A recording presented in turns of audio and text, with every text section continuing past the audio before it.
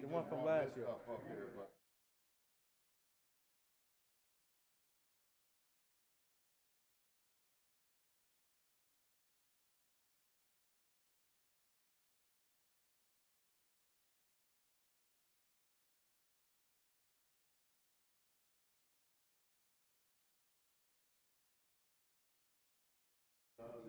Huh?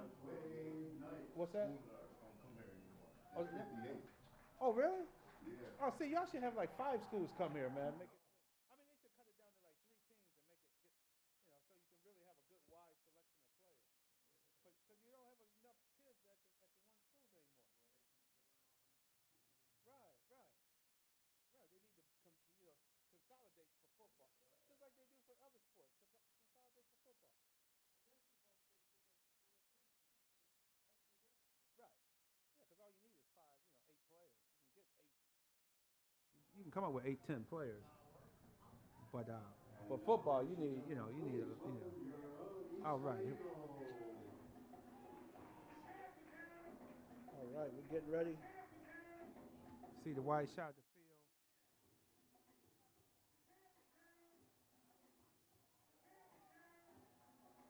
All right, here we go. Ready to go. Welcome, everybody.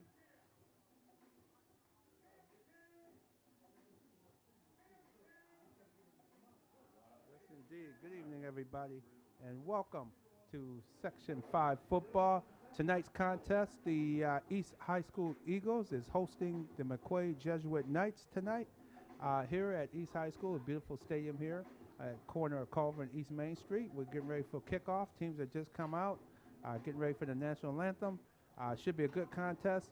The McQuaid-Jesuit coming off a 42-7 win off of a thrashing of Russian Rieta last week. Quarterback Hunter Walsh threw 4 touchdowns in that game. Let's look forward to seeing him tonight and see what he can do against a tough, stingy East defense. East offense is led by Javon James Simmons. We look forward to seeing him come back this week. Had a tough outing last week against Churchville Childlight Saints in a 23-6 loss. The East played very hard, but the problem was the turnovers. If East can contain those turnovers, they can be in this game and have a very good chance of winning this game. But the key is they can't turn the ball over like they did last week against Churchville Childlight. And now here we go with the national anthem. Ladies and gentlemen, at this time, we ask you to please join together in honoring this great nation of ours.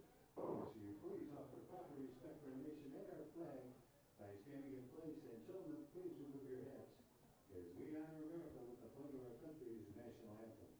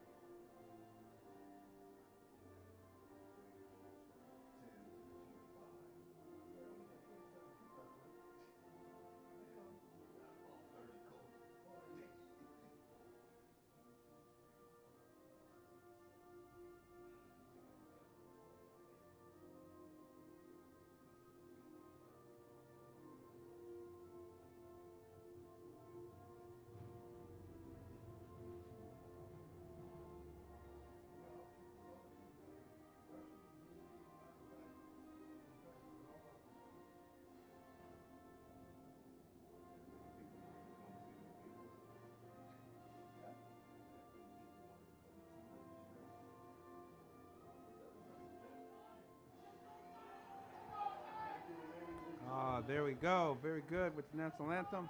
We're about a couple minutes away from kickoff. About to get us a good football game going tonight. But yes, the keys for East High is to not turn the ball over. They had too many turnovers last week, costly turnovers last week, which cost them that game against the Churchville Childlight Saints.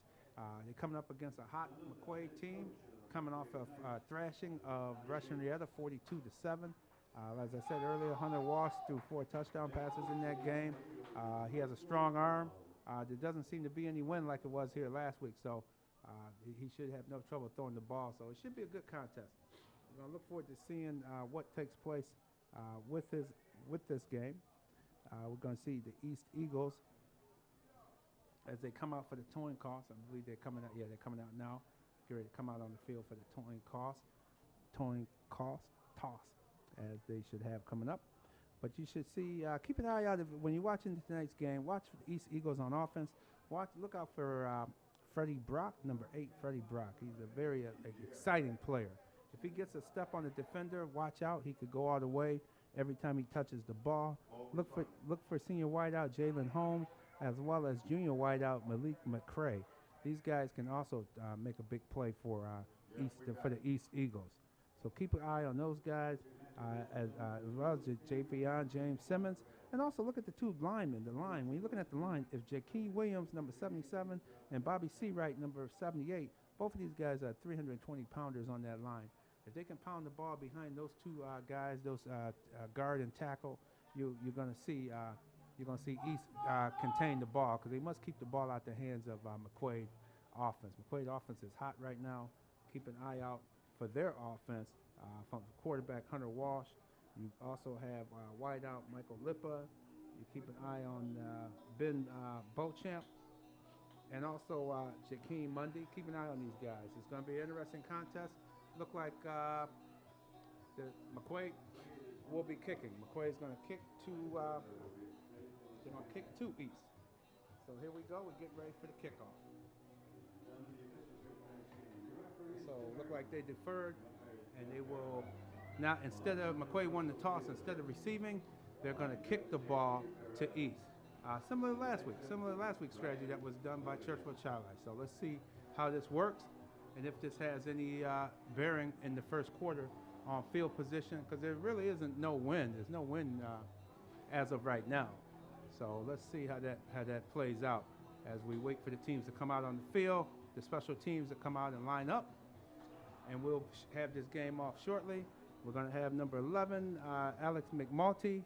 He's going to be kicking off for McQuaid, and Alex is getting ready, getting the ball, teeing that ball up. You know how kickers are. They got to have that ball precisely on that tee, and here we go. Let's see how they spread it up. Let's see how we go. As Alex McNulty lining it up. We're about to have it kicked off. Here we go. They're lining up. Referee just gave the signal, and away we go. Oh, nice high, deep kick. Deep out. It's out of the back of the end zone. So it's going to be a touchback. Ball going to come out to the 20. Nice kick by Alex McNulty. With no wind, you can see the young man has a leg. He put that ball about halfway back into the end zone, about a good 5 yards deep before it rolled out of the back of the end zone. Okay, 1st and 10 from the 20. The good drive start for the East Eagles. Let's see what they can do on this first drive of the game from their own 20-yard line. You want me to open this? Huh? McQuaid is playing a 4-3 defense. You got the 3 linebackers, 4 down linemen, 3 linebackers. Off and running. We're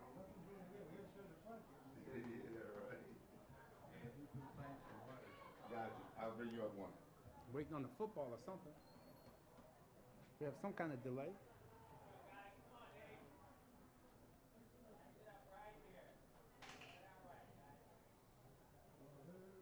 Okay, we're waiting on something there.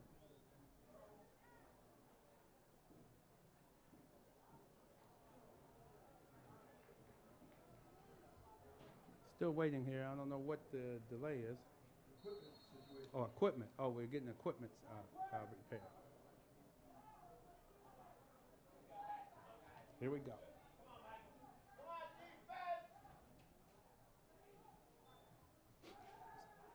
We have a quick pass to number 15. He picks up picked up a first down. Nice play. Nice play. Tyrone Roundtree with the catch. Tyrone Roundtree with the catch in the run. Picks up a first down already. That was a nice play by Tyrone Roundtree. Nice catch there. Nice catch and run, like a 5-yard catch and a 5-yard run. 1st and 10 at the 32. 12-yard gain.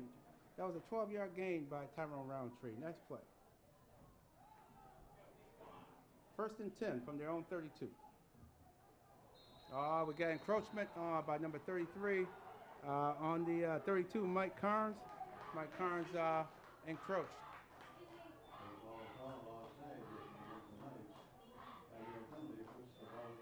So that's 1st and 5 from the 37-yard line for the East Eagles. 1st and 5 from the 37-yard line.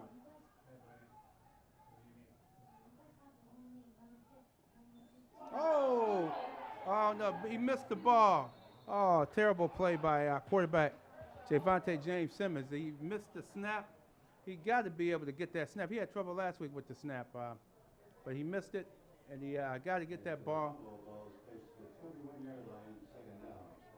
So 2nd down from their own 21.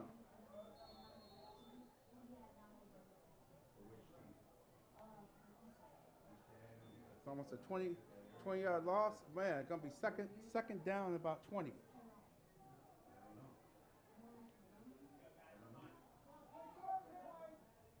Second and 20.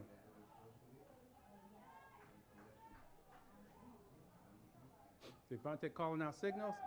Looks downfield, hits his man, hits him again. Oh, he picks up about 8 of those yards back.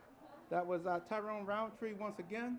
Nice catch by Tyrone Roundtree. He's making some nice plays already. Just a simple down and out, and nice catch. Now it's going to be 3rd and 10. 3rd and 10. Well, like I said earlier, East High cannot afford mistakes. They made a mistake on the drop snap. The snap. That should be automatic by now. We're in week 2 of the season. They can't. These little mistakes has been very costly to East so far this season. 3rd and 10. Siobhan gets it, steps back. He's looking downfield. He's running around. He's caught. Oh, and he just got nailed. Thrown for a loss of about 3 yards. Oh boy, he got to roll out and look a little longer down the field. He didn't look down the field too long. Got to have a little bit more patience than that. You got to be looking downfield a little bit longer. His receivers are very talented, and they look like a couple guys look like they were open, but he just didn't take enough time to look downfield before he tucked it under and tried to run. Okay, 4th and 20, about 4th and 15. Excuse me, 4th and 15. They're in punt mode. Here we go. Nice punt. A fair catch at the 40. Right at the 40-yard line, number 9, Ben Beauchamp. With the catch, excellent drive start from McQuaid at their own 40-yard line. Chris Washington had a nice punt. He was able to, he was under a little pressure too. He was able to get that punt off and get it downfield. So here come McQuaid, the McQuaid Knights, Jesuit Knights. Here come the Knights onto the field. 1st and 10 from their own 40-yard line. Their offensive line, they got a nice size offensive line too. So this should be a good challenge for the East defensive line. This should be a good battle in the trenches tonight. Fake. Hunter looking deep. Oh, we look at there. Oh, he's looking for Beauchamp. Overthrows him by about a good 5 yards. Yeah, he has a nice arm. He definitely looks like a baseball pitcher because, man, he wound up and sent that ball down the field. All right, 2nd and 10. He's got to be ready for the deep ball. Look like they have a good scouting report on this team because they definitely threw the ball last week a lot. Okay, they back in the shotgun. Hunter Walsh with one man in the backfield, Beauchamp. Fakes, throws to the tight end. Oh, bruising tight end, number 30. Oh, we got a late flag. I think we might have a face mask. Connor Zamaria made the catch. Connor, big guy. Boy, he looks a good 6'2", 6'2". I think we have a face mask because everybody threw a flag while he was being tackled. So that tells you it's usually a defensive foul, and it is a face mask. They're going to walk that off. That's additional yardage. So they're going deeper into the East Eagles territory. They're going to mark it off.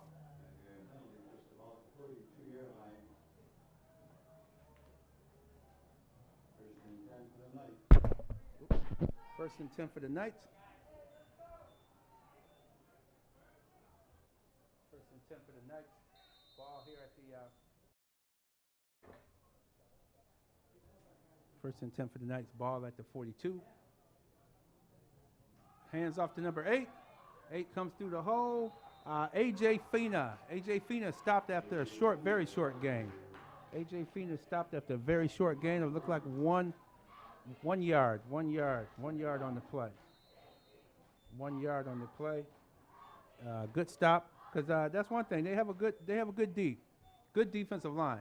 We saw that evident last week. I see McQuaid is waiting on the play call. I see they break the huddle and still look for the play call. Okay.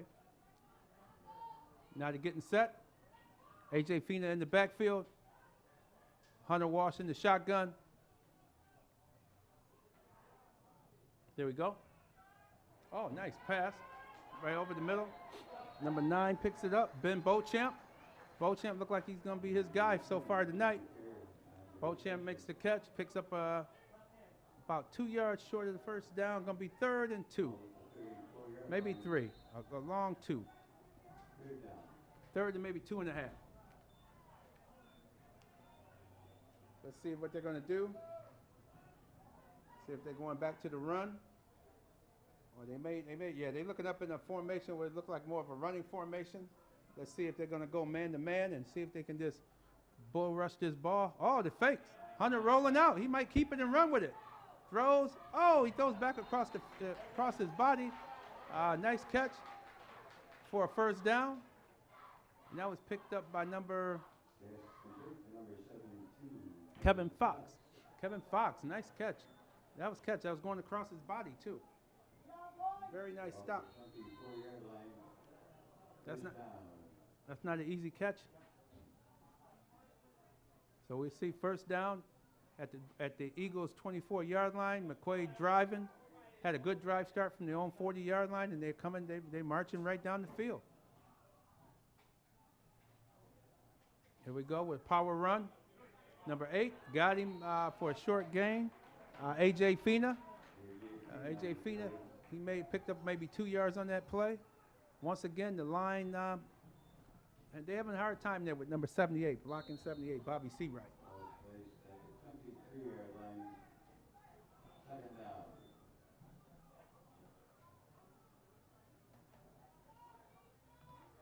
Okay, Bobby Seawright with a nice plug there and a good defensive tackle by the defenders. 2nd and 8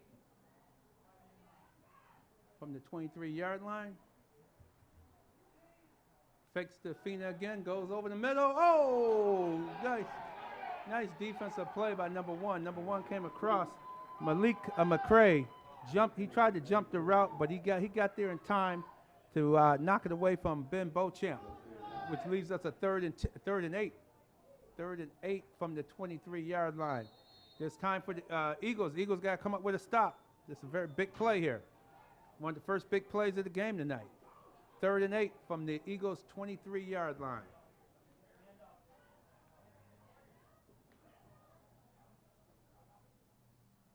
Calling signals. Look like he's looking over to the sideline. They're looking over to the sideline. Seems like the coaches have a question of what to call. They're still looking at the sideline. Now they're ready to make their call. Here we go. Coming this way with a rollout. He throws. Caught by number 32. Boy, they got some big receivers here. 32, Mike Carnes. Mike Carnes with the catch. Boy, there's some big guys out there. Carnes is a big fella. 17 is big. Kevin Fox. So they got some big cats out here on the field. On the 13-yard line. 1st and 10. Okay, 1st and 10. Here we go. 1st and 10. 1st and really go. 1st and 10. They might be able to get one more first down if that. Here we go. Back to throw. Call. Oh, for the touchdown. Touchdown. Ben Beauchamp. Looked like Malik McRae looked like he wanted to step in front. Instead of just hitting the guy, instead of just hitting the receiver, he tried to go around the receiver, and by then it was too late because the quarterback has a strong arm, and he just gunned that ball in there, and it was caught by Ben Beauchamp for the touchdown. Now we go for the extra point. We have Alex McNulty out to try the extra point. Alex McNulty on for the extra point. See what he can do. No wind. He has a strong leg. He should be able to put this through.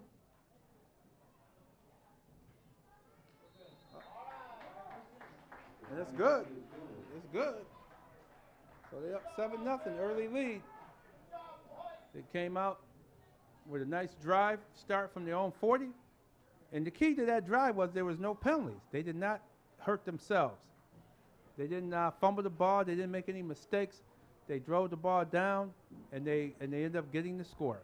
Now East got to learn from this. They can't afford the fumbles or the drop snaps from center. They got to be able to hold on to the ball. That I'm talking specifically of James Simmons, our quarterback here, because if he fumbled that ball early in that drive, and that cost him the first down in that drive. Let's see what they can do on this second drive as McQuaid prepares the kickoff. The Knights looking as strong as advertised. They definitely look like a good team, good quality players. They're not beating themselves, and that's usually the norm with a McQuaid type team. They usually don't beat themselves. Let's see, they're about to kick off.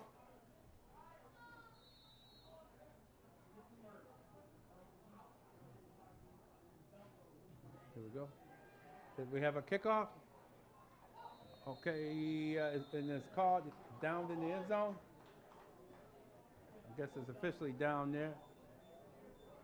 Gonna bring it out to the 20. Freddie Brock caught it. It's a touchback.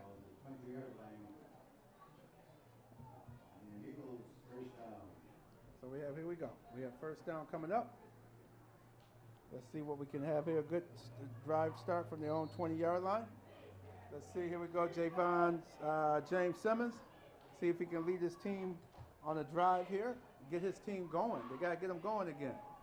He has success in the air, but just be a little more patient. And look for that guy. Look for your guys downfield. Maybe you can roll out and throw that ball in the run. Just ran the ball up the gut. Picks up a good 4 or 5 yard gain there. That looked like number 28. Number 28 carried the ball. Dejon Johnson. He looked like a bruising fullback type of back.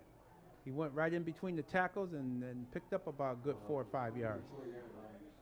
Picked up 4 yards, 2nd and 6. James Simmons is getting into the order now. He's barking out signals. Calling out signals. There he goes. Looking for his man. Oh, gosh, just missed. He threw a nice pass over to Kenny Wilson. Kenny Wilson just dropped that one. He had to make an adjustment on the ball and wasn't able to adjust on it, and went through his hands. So it's 3rd and 6 from their own Eagles' own 24-yard line. Let's see what they can do now coming up. Okay, see what they can do. Here we go. 3rd and 6. Javon is calling out signals. His back got 2 wideouts to the top of the screen and 1 on the bottom. 2 on the bottom. There's his guy. Oh, he got tipped at the line. Man, he had his guy. He had number 5, Jalen Holmes was open, but the ball was tipped at the line of scrimmage. I believe it was number 82. Number 82 tipped that ball. That's Ryan O'Mara. Ryan O'Mara tipped that and caused the 4th down. Now they're back in punting position. Our punter's back on the field. And that's our guy, number 2, Andre Jenkins. See if Andre Jenkins can get off a good punt without being hurried. Here it is. Oh, poor snap. Oh, he got to run with it. Andre got to run with it. He goes down. He goes down at his own 12-yard line. Oh, boy, we did not need that. East did not need that to happen. So, outstanding drive start for McQuaid at the East Eagles 12-yard line. It was a poor snap. The ball rolled back to him. In that situation, the best he could do was just kick it. Just try to kick it forward and hope it didn't get totally blocked. Because it's not much he could do. I don't think he had a chance to even kick it. Looking at the replay, no, he didn't have a chance. Best thing he did was what he did: pick it up and try to run with it, and pick up any type of yardage to get the ball get the ball downfield. All right, here we go. First and 10, ball on the 13-yard line for the Knights. Fake the handoff. Oh, no, he gave the ball right to A.J. Fina. A.J. Fina stopped. Boy, I tell you, that boy, they're having trouble at that line of scrimmage. Boy, that A.J. Fina was stopped for no gain. I mean, they stood him right. There was no holes to go. He tried to go to the outside. Boy, number 78 is playing a game right now. Bobby Seawright. Bobby Seawright, he's a big young man there. It's hard to move him out the way, and they're not moving him at all so far in this contest. Second and he lost 2 yards, so 2nd and 12. That was a 2-yard loss. Back to the air goes Hunter Walsh. He don't have a problem throwing the ball. Oh, he got a man wide open. He caught it. Touchdown. Touchdown. Oh, that was a poor defensive play there. That young man should have been back deep. He should have been right on that guy. He looked like he made a cut on him and just lost him. That's that Ben Beauchamp. Man, Ben Beauchamp made a tricky little move on that defensive back. And the defensive back was lost, and he never could find it. By the time he found the ball, it was a little too late. Beauchamp was able to catch the ball because Beauchamp had a nice 3-4 yard break on him. When he made his cut to the corner of the end zone, the East defensive back was nowhere to be found, unfortunately. And that's where the touchdown occurred. And here we go with McNulty for the extra point. Oh, he drove that one through. Yeah, that one's right through. All right, we have 14-0. 4:41 left in the first quarter. And once again, ladies and gentlemen, mistakes. I prefaced this at the beginning of the game. East had not to make mistakes. This is a quality McQuaid team they're playing against. And it was a quality team last week, the Churchville Chatli Saints. When you turn the ball over or make mistakes and turn the ball over deep in your own territory, good things are not going to happen. And that's why we see a 14-0 score right now due to mistakes. And also the cornerback. On that play, boy, Beauchamp made a deep cut at the middle in the end zone. He made a cut to the inside and then went straight to the corner of the end zone. And, man, he left the East defensive back. Oh, man, he left him in the dust. I'm sure he don't want to see highlights of this game or that particular play. Man, that didn't look good right there. But here we are, ready to kick off again. McNulty has that ball ready. Referee signals him for the kick, and here we go. Another deep kick. Oh, they ain't not even going after this one. It's back deep in the end zone. First and 10 at the East 20-yard line. Hopefully East can come out here and make some plays. They got to make some plays to get back in this game, else it's going to be a long evening for them. Got to start making plays.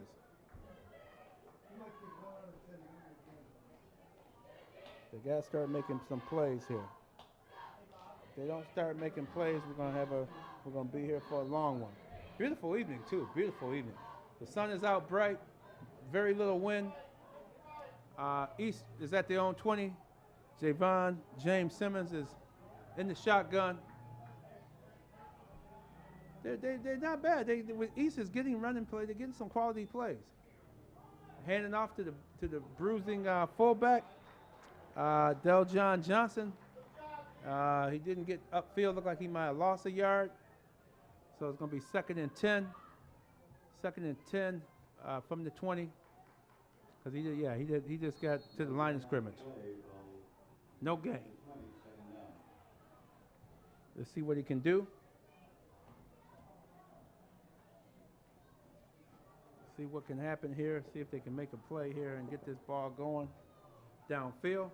East has to come up with some plays just to alleviate the rush, because McQuaid is playing very well on their defensive line.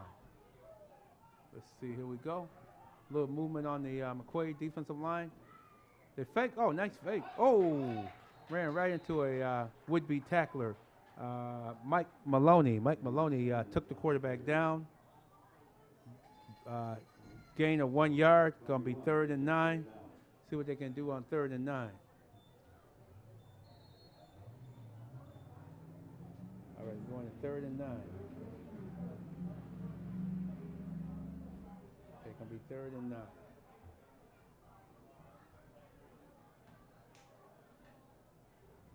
Okay, East looking to get this first down. Hopefully he can look down for Tyrone Roundtree. Tyrone Roundtree's out there. Malik McCrary is out there. McCray. Here he is. He's going downfield. Oh, tipped away. He was looking for our guy, Tyrone Roundtree, and unfortunately he was covered like a blanket, and the defender knocked the ball away. It was right there on the sideline. So it's going to be 4th down, and hopefully the punter can get the ball off this time, get a good snap, get the ball, and can get this ball punted downfield. Hopefully he can get this ball downfield. They got to get this ball, and then hope for a good defensive stand, because you don't want to get this game to get out of hand early here this evening. See if they can punt the ball downfield. A little bad snap, but this time he was able to punt the ball. Nice, very nice punt. Boy, for being under duress, this young man can kick that ball. Man, he really can. Nice, Chris Washington. Nice punt. Nice punt. He said, boy, that ball is not getting back to him like it should. Ball bounced, picked it up. He was able to kick it, and really can kick it very well. Because he really just took one step and bam, had to kick it. So nice job.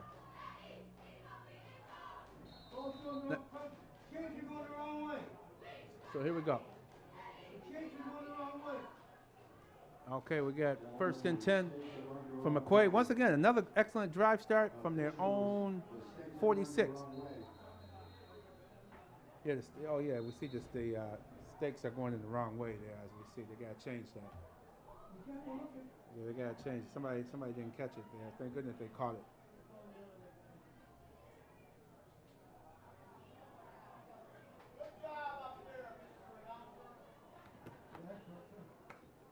Okay, we need a stop. East defense needs to come up with a big play to slow this team down.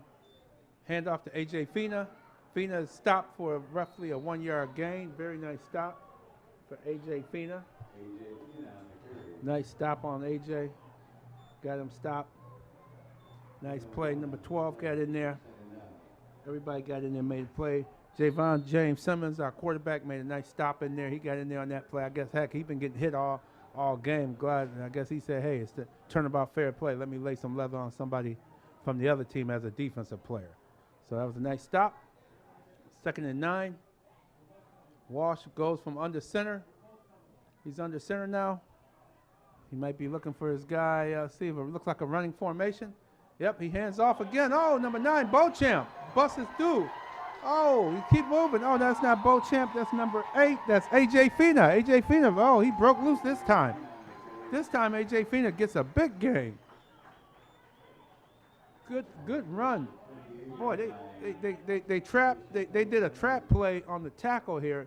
Very well executed trap play, because they opened up, and that whole side opened up. The left side opened right up, and he came right through. And boy, the secondary, he was a lot of trouble for the defenders to make a tackle on. But they got him down at the 29-yard line. 1st and 10 for McQuaid. Another good play. Here they come again. 1st and 10. Walsh barking out signals. Calls A.J. Fina back behind him. Fakes it to him. Looking deep. He wants a touchdown. He going in the end zone. Caught. Touchdown. Or is he out of the end zone? Was he out of the end zone? No, he wasn't. Touchdown. Ben Beauchamp. Oh, my gosh. They're making this look a little too easy right now. Ben Beauchamp on the 28-yard touchdown pass. Boy, Hunter Walsh throws a nice ball. He throws a very nice ball. You got it. He hung it up there for him, and Beauchamp just ran right under it for a nice touchdown catch. Boy, they're going to put 21 points. They scored 42 last week, and here already they're about to have 21 points in the first quarter. So, boy, they halfway to last week's game total already. Boy, McQuaid is not messing around today. They're coming right out, and that's what you got to do. Come out and jump on the team right away. Kick is good. 21-0. McQuaid-Jesuits, Knights, on top of the East Eagles. Well, I tell you, once again, they're not making mistakes. They're not making mistakes. They come out here tonight They playing very good ball. They playing good, aggressive football. The type of ball that you expect to be seen out here. They're playing very well. They're not wasting time. They're making plays, and once again, no mistakes. You do not see mistakes being made here. You're seeing these guys make plays. East coaches got to talk to his guys and get his guys calmed down and ready to make some plays without mistakes. Yeah, we're seeing a lot of mistakes out here. So 1:39 left in the first quarter. McQuaid Knights 21, East Eagles 0. McNulty gonna wear his leg out tonight, man. He's kicking off again for the 4th time. Let's see what he's gonna do on this kickoff. He's been pretty good about kicking it into the end zone. Look like he might get this one in there as well. There it is, into the end zone as expected. All right, drive start at the 20 for the East Eagles.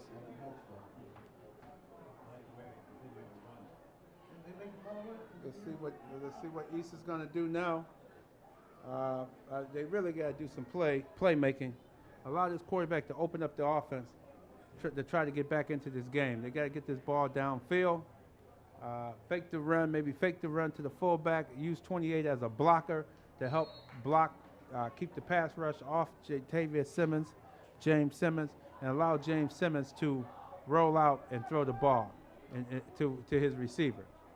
He likes this Tyrone Roundtree, but let's see if Tyrone's out there. Let's see who else is out there. Jalen Holmes. He has a bevy of receivers. Here he is. He's faking it. There it is. Freddie Brock. There's our guy, Freddie. Where he's been all night. We haven't seen Freddie. We finally see Freddie with the ball. Freddie Brock. Freddie Brock just ran for a first down. Nice run.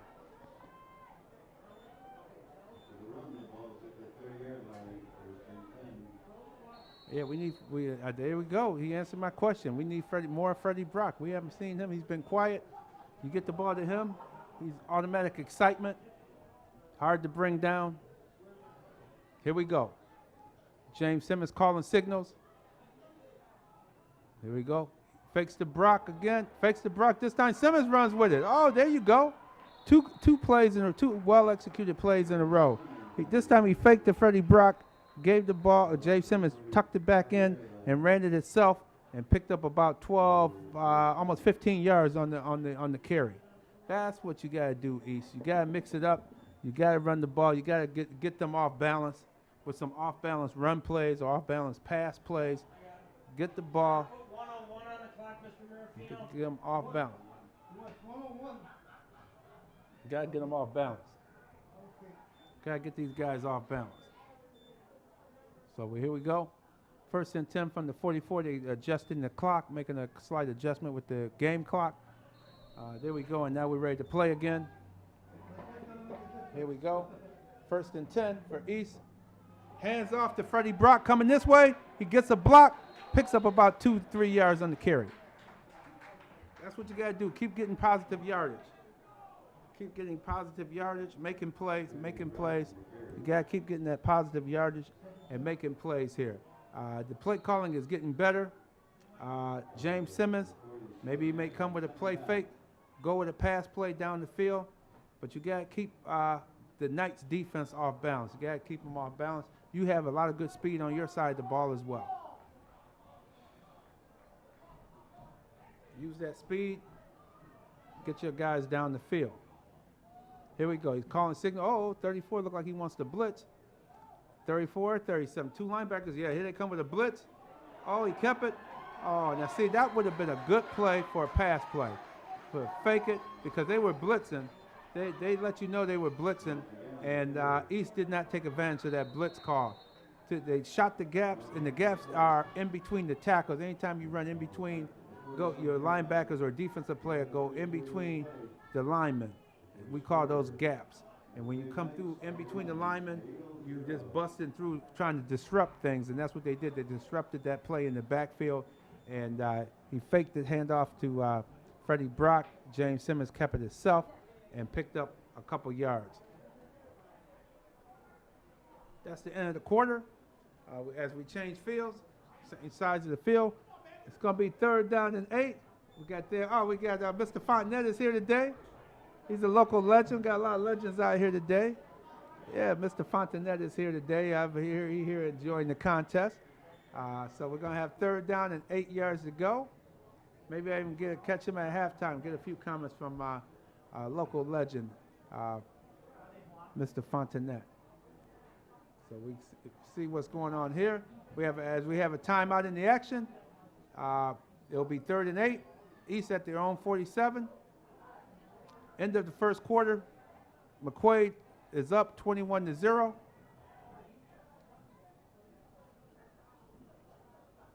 So we're going to see what happens here. Hopefully they can come up with a nice play. Once again, East must keep McQuaid's defense off balance. And you do that by misdirection plays that they've been running. They've been running some misdirection plays.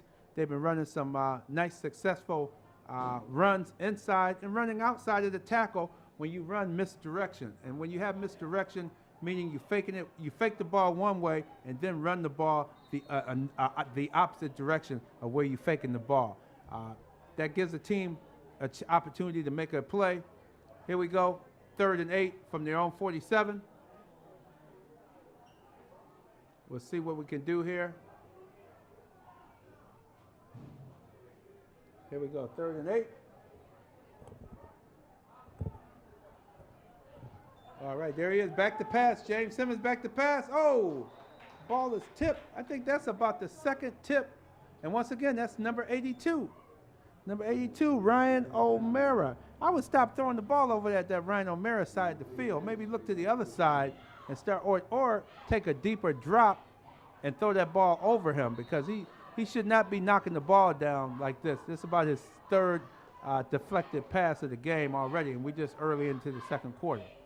Here we go, 4th and 8. East look like they're going to punt. Yes, they are going to punt the ball. Chris Washington is back to punt. They're trying to set up. Hopefully he'll get a good snap this time. There you go. That's a better. Oh, that's him. He dropped the ball. But he gets off an end-over-end kick. Fair caught by Beauchamp. And the drive started at the 27-yard line of McQuaid. McQuaid starting from their own 27. The Chris Washington got to catch that ball. That was a nice snap. Hey, maybe he's so used to it being a bad snap, he's not used to catching good snaps. But he picked it up, kicked it down end over end. Good job once again. Now it's time for the defense. East defense needs to come up with a big play here, a big stop, or a turnover, force a turnover. Here we go. Hunter Walsh back on the center. Let's see what they got. Hunter Walsh on the center. A.J. Fina in the backfield. He hands it to A.J. Fina. He goes up the middle. Oh, fumble. That ball's on the ground. Looked like East recovered it. We might have that turnover that I was just talking about. I saw the ball come loose. I saw the ball land on that green turf. Let's see who oh, wait a minute. He's saying the referee is saying something. What's going on? Oh, that was a fumble. Oh, my gosh. The referee is saying the man is down. Oh, my gosh. Do we have instant replay on that one? That one, I don't know about that, because that ball was a good yard behind the running back. I don't know how he's saying the man was down. Oh, my gosh. I don't know. I don't know. Maybe I'm wrong on that. Maybe I didn't see it. But that ball was surely on the ground. The running back was moving forward. And we did not hear a whistle either. That was the other thing. I did not hear a whistle up here. But here we go. 2nd and 12. East came close to getting a turnover. Let's see if they can do it again. Here they go. Handoff once again. Oh, they got him this time. They got him down once again. A.J. Fina tried to pick up about 2 yards on that run. Boy, it looked like they had starting to put some put that helmet and some leather on him. He dropped that ball the last play, but this play he held on to it. Let's see what happens here on 3rd down, 3rd and 10. I predict a pass play. Hunter Walsh might be going back into his passing mode. He already have number 8, A.J. Fina, out in the slot. He has number 5, Sean Emmett, and as a wide receiver. He has Beauchamp on the other side. He has an empty backfield. That tells you he's going to pass the ball, everybody. Look for this pass play. Hunter Walsh is calling out signals. There he is. He jumped it. Oh, short, incomplete. Tried to hit his fullback, Jared Zito, but Jared Zito could not get to the ball. Lost his footing and went down. Incomplete pass. 3 and out. That's a big series for the East defense. Very nice series for East. Now they got to get the ball, and now they got to do something with it this time. Hopefully they can move the ball. Continue as we were just talking about earlier, going with the misdirection. Misdirection play seems to be working so far here in the second quarter. I think they found something with that misdirection. Here we go with the punt. Nice punt. Call for the fair catch. It's caught. That's a very nice punt by Jared Campbell. Jared Campbell, boy, he hung that ball up there. And number 1, Malik McCray, caught that, called for fair catch, caught it. So it's going to be 1st and 10 East at their own 35-yard line. Hope you're enjoying the contest and the call of this broadcast. Remember, support city schools. Support the school in the community where you live. Wherever you live, support the schools. These young people out here are giving a good effort, so support them. The City Catholic League, support the City Catholic League, and come on out to a game and support these young people. Okay, 1st and 10, their own 35-yard line. The Eagles lined up. James Simmons in the calling, get ready to call. Now he's looking at his playbook, play on his wrist. He look like he's ready to make a call. Let's see what he's doing. He's calling signals, maybe changing the play at the line. And now we got, what we got? Timeout. East called time. Looked like it was a little confusion. Let's see. That's tough to call it. That's when you have a young team, sometimes it happens. They just got the ball. They should have knew what the play was going to be, or decide to option out of that play. You don't want to use a timeout right when you just came back on the field. But they did. 10 minutes, 22 seconds left in the second quarter. East is get a good drive start at their own 35-yard line. Let's see what they can do with this series. Hopefully they can move the ball down and be able to make some plays here. Once again, misdirection. I'm looking for some misdirection from East. Maybe get the ball into Freddie Brock. He's been kind of silent tonight. Freddie Brock had a heck of a game whale of a game last week. Get that ball in his hands. Also looking for number 5 to come up with some play. Jalen Holmes, Tyrone Roundtree, Malik McCrary. Let's get these guys. Where are these guys at? Let's see. Let's get the ball to them. James Simmons got to get the ball to these guys. Here we go. From the shotgun. Let's see what we got going here. Hands the ball off to number 6. Oh! The play took a little too long to set up.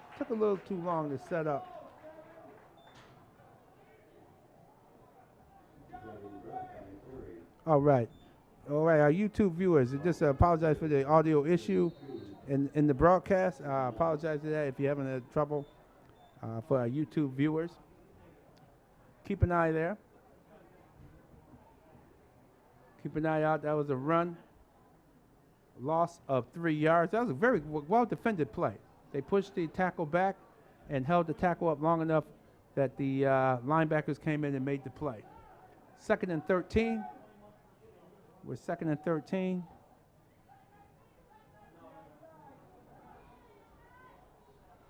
Okay, we're working on the audio issues. Oh my goodness! Oh man, there you go, boy. That was a rough play there. James Simmons took a high snap. Number 34, Cullen Lynch, came in with the missed tackle. He held him up long enough that he was able to break his tackle, but not the other defenders, and went down for looks like a 1-yard loss. So it's going to be 3rd and about 13, 3rd and 13 from their own 32-yard line. This series is not working out so far for the East Eagles. Got to get the ball and get this ball downfield. I would suggest a rollout. Roll out Simmons, but don't run with the ball, Simmons. Roll out and get the ball down to a receiver. If he can just roll out, because he's not getting a lot of time up the middle. He's not getting a lot of time. Freddie Brock is in the slot. Maybe get Freddie Brock. Boy, here we go. What we calling? Illegal procedure on number 1. They calling it on number 1. They said number 1 move, Malik McCrary. He actually was telling the wide receiver to move up himself, and by him doing so, that must have been telling him that he was at the line. He shouldn't have been moving at that time. So that's a 5-yard penalty, another mistake. That's the key, the mistakes. The mistakes will get you every time. Let's see what happens here. 3rd and 18 as East keeps backing up.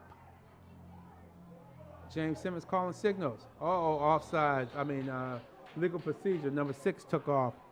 Kenny Wilson. He jumped the snap count for East, and that's going to cost him another 5. So that's going to be about 3rd and 22. They just continue to move backwards. This kind of hurts when that really hurts your momentum, especially when you're trying to make some plays. You want to make some plays, but that's hurting there, hurting on the plate level. 3rd and 23. Let's see what they can do on this play.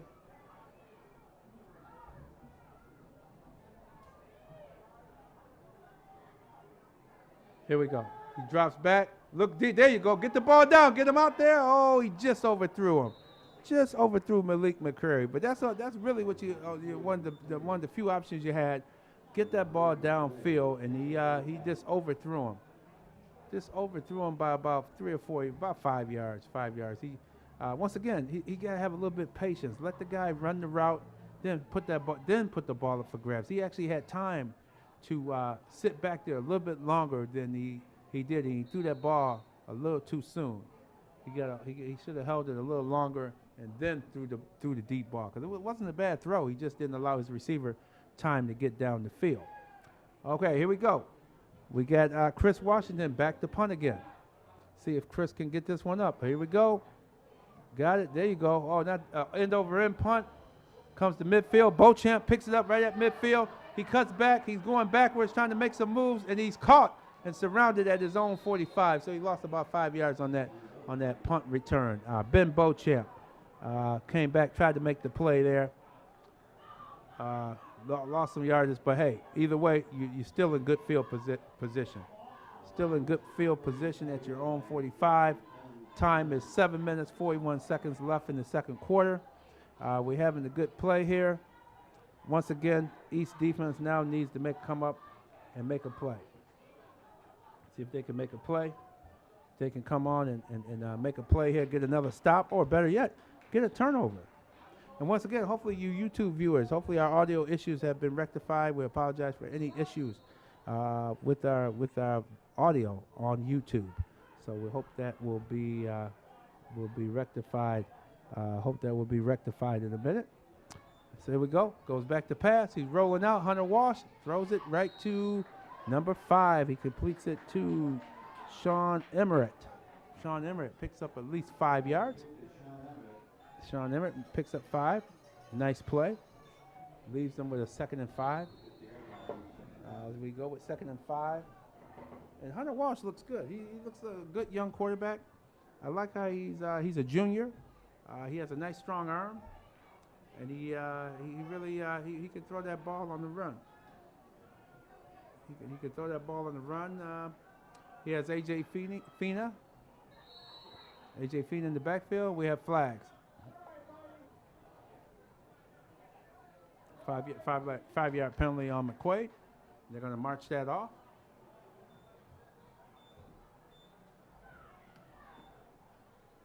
Penalty against the Knights, 5 yards. Ball back to the 45-yard line, remains 2nd down.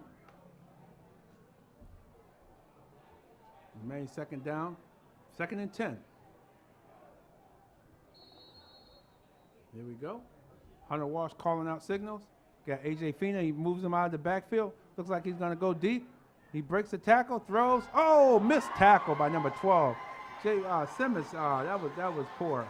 He had to make that tackle. Simmons was actually behind the defender. I'm talking about James Simmons for East Eagles. When he caught the ball, you got to wait on the receiver. Since he caught it, you got to come in and make the tackle. Unfortunately, he dove a little too early and completely missed him. But we do have a penalty on the play. Holding. We got a holding penalty. So they brought it back 10 yards. It looked like McQuaid is starting to make mistakes. So we're going to have, let's see what it's going to be. It's going to be second down. It's going to be second down and maybe 3 yards to go. Let's see what they're going to be. Second. That's going to be second and looks like 1. Second and 1.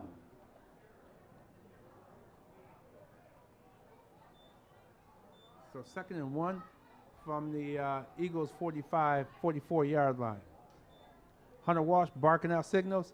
Fakes it, throws over the middle to number 17. And he makes the catch. Number 17 is Kevin Fox. Boy, Kevin, these guys are some large receivers. Kevin Fox is a big kid. Man, he's a tall kid. Made a nice catch. Once again, East is coming up just a little bit too late on the plays. They're allowing the guys to make the catch. You gotta almost be there when they make the catch. You gotta be there to hit and tackle the receiver. Right now.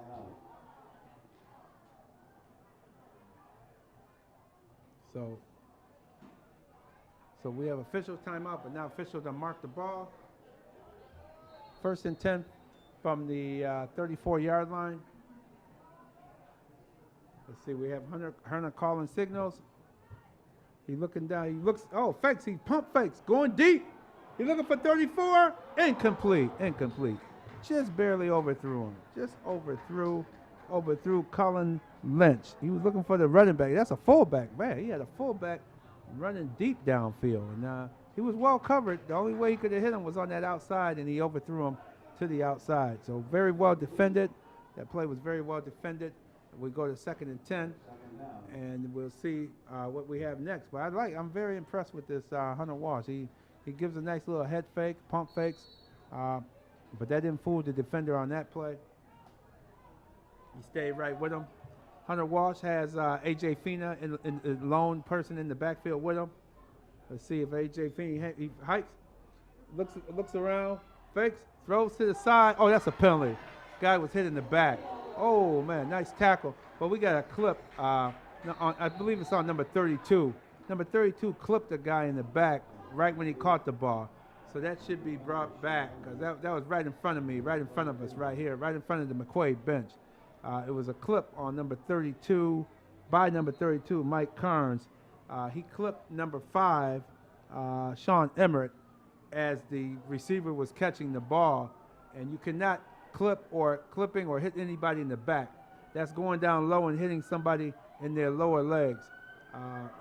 He took him down rather hard there, and the right in front of the referee too. So the referee threw that flag right away. So they're going to march that off. We have an injury timeout because Sean Emmert is slightly shaken up, and now he's getting up and he's jogging off the field.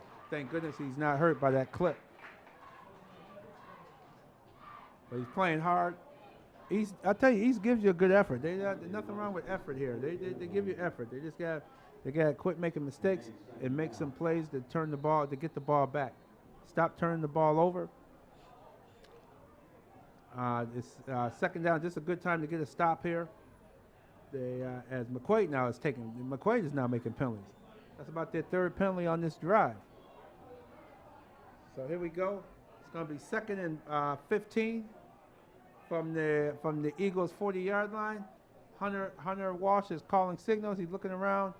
He has A.J. Fina in the backfield. He's looking for the referees to give the okay. They have. And here we go. We're about to have a play. Here we go. Rolling out to us right here. He's rolling with it. He's going deep. Oh, the guy fell down. Receiver fell down. Ben Beauchamp fell down coming across the field. Incomplete pass. It's going to be third down.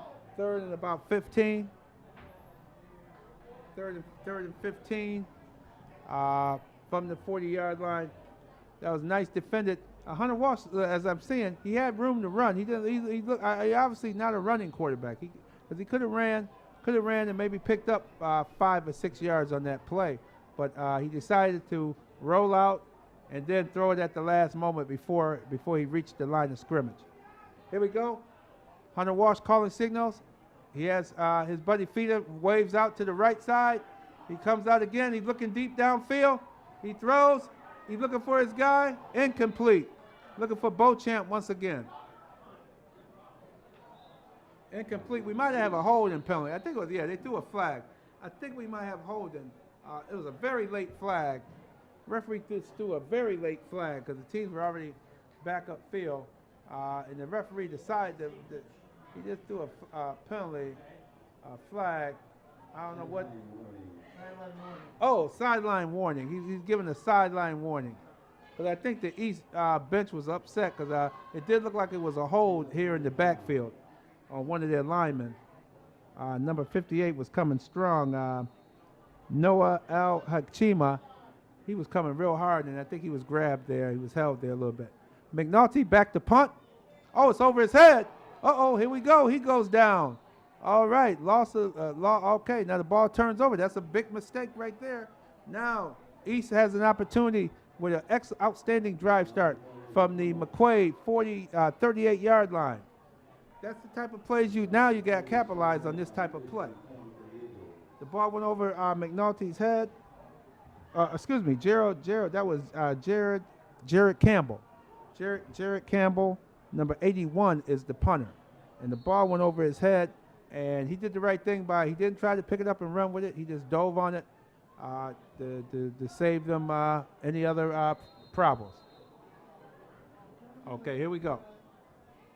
We have our chain crew there is having difficulty of getting in position. Here they go.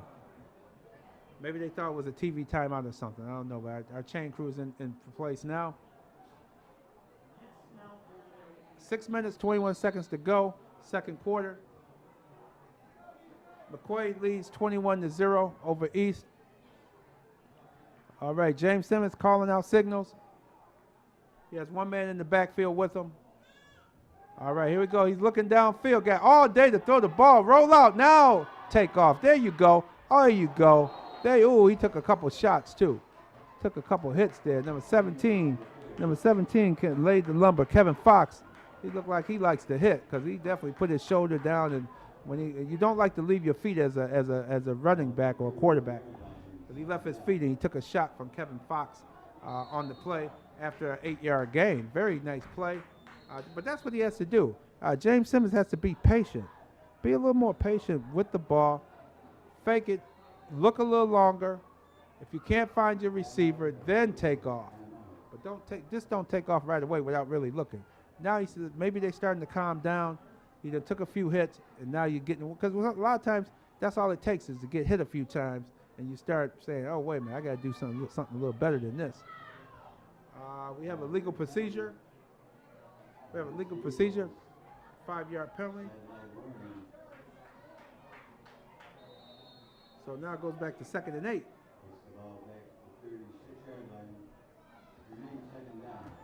Here we go.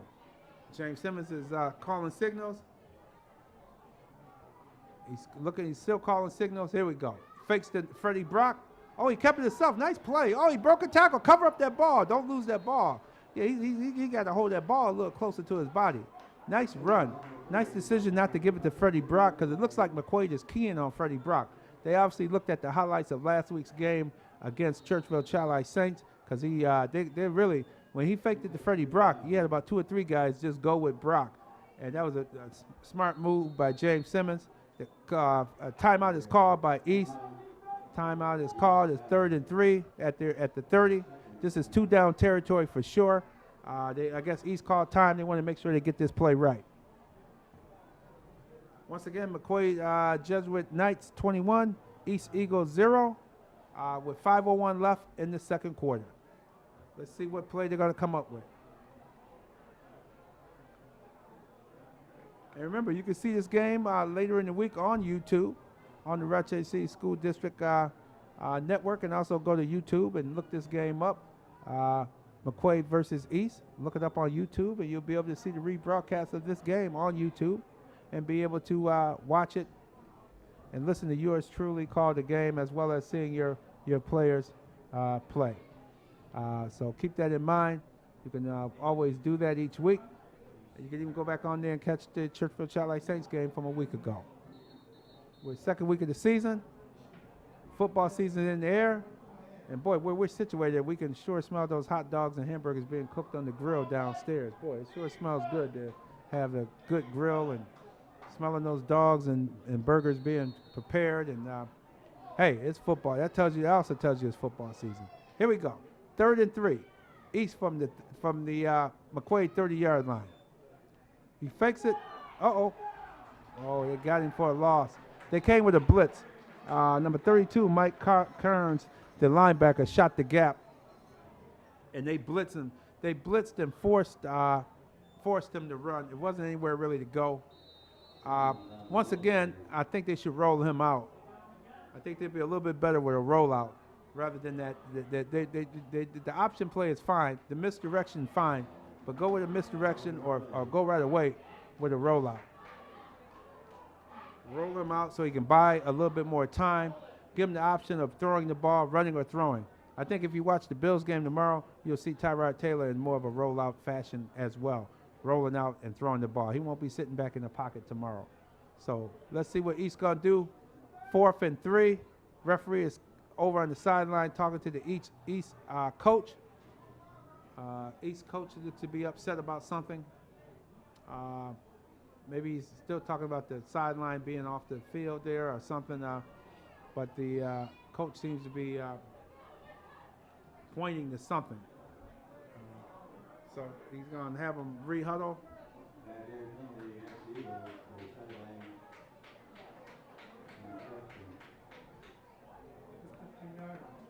Sideline infraction. That's a big call. Oh, that's a rough call to make. What's going on here? They just took East just took a 15-yard penalty for a sideline infraction. It was the second or third warning. Second or third warning. I guess after the second or third warning, they can evoke a 15-yard penalty. I don't know what's going on over there on that east sideline, but they really got to. They must be giving that referee over there, that side judge over there, a hard time. Because that's the wrong time to get a 15-yard sideline penalty when it's 4th and 3 at the 30. Now it's 4th and 15, 4th and 18 yards. Oh boy. He'll roll him out, looking downfield. He throws. He had a guy. Oh, he just overthrew him. All right. They turned the ball over on downs, but you got to question the coach over there on that one. He got to control his bench, his sideline. It might have been him. Looked like it might have been the coaches he was talking to about staying back. They didn't move or something when the referee asked them to move back. You got to move because you can't just do that. That's on the coaches right there. You can't blame the kids on that. You got to control your sideline, and that's the head coach's job. Control your sideline. Make sure everybody is off the field, back where they're supposed to be. First down, Walsh throws it to number 17. He picks up about 8 yards. Nice catch. We had 3:55 to go in the second quarter. 3:55 to go in this second quarter. Been an entertaining game so far. Have some penalties mixed in here, but so far it's been a very entertaining game. But East got to get it together. They got to get it together. Here we go. Walsh throws again. They're coming with the short passes. Okay, now they're coming with short pass. They're coming with a short passing game. Last time in the series it was deep balls. He throws a completion to number 32. 32 is Mike Kearns again. Mike Kearns picks up the first down. 1st and 10 from the 44-yard line of East. Time is 3:28 and ticking in the first half. Yeah, East got to play with emotion, but play within their emotion. Play within their emotion. And it starts from the head coach on down. That's why it's so important. That play should have never happened there on the sideline, getting a penalty on 4th and 3. There we go. A.J. Fina gets a handoff. Nice tackle. He's thrown for a loss, about a 5-yard loss. I tell you that the front line, the defensive front for East has played last week and so far the first half of this game. They've been outstanding. They played very well for East. They got to get their offense going. That was a nice stop by A.J. Fina.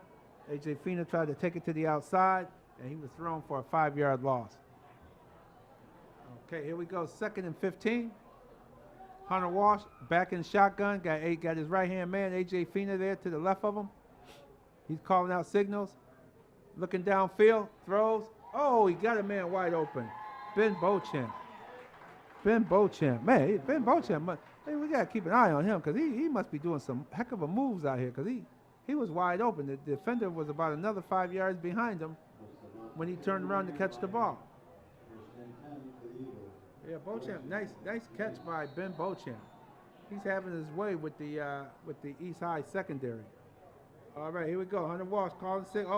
We have encroachment by offsides by the defense. That look like that's going to be a 5-yard walk-off against East. It'll be 2nd and 5 from the 26-yard line of East. East got to come up with a play to stop him. He's starting to run into trouble. He's starting to have trouble with this passing attack.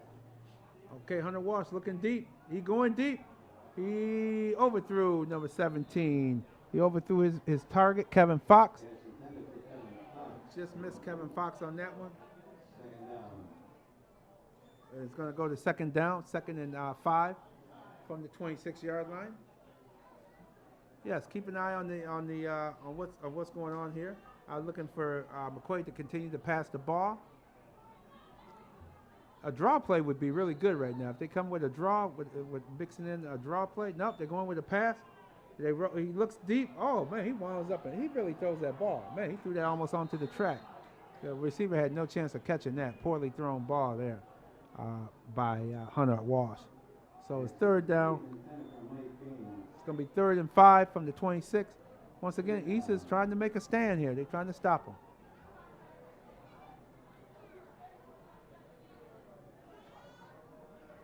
So here we go.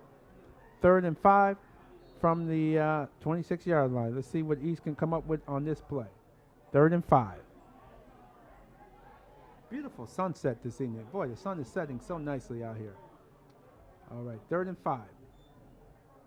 There's A.J. Fina, the handoff, and boy, he ran right up the middle, and he picks up about 3 yards. He's going to be about 2 yards short of the 1st down. It's going to be 4th and maybe 2. They're coming in with the kicker.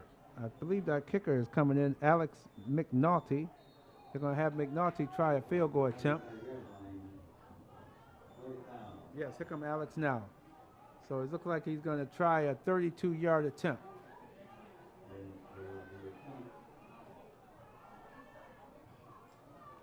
Attempt, 32 yards.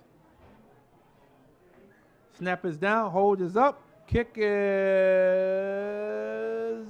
good. Oh, it just snuck over the bar. I wasn't sure if it made it over the bar, but it did. It is good.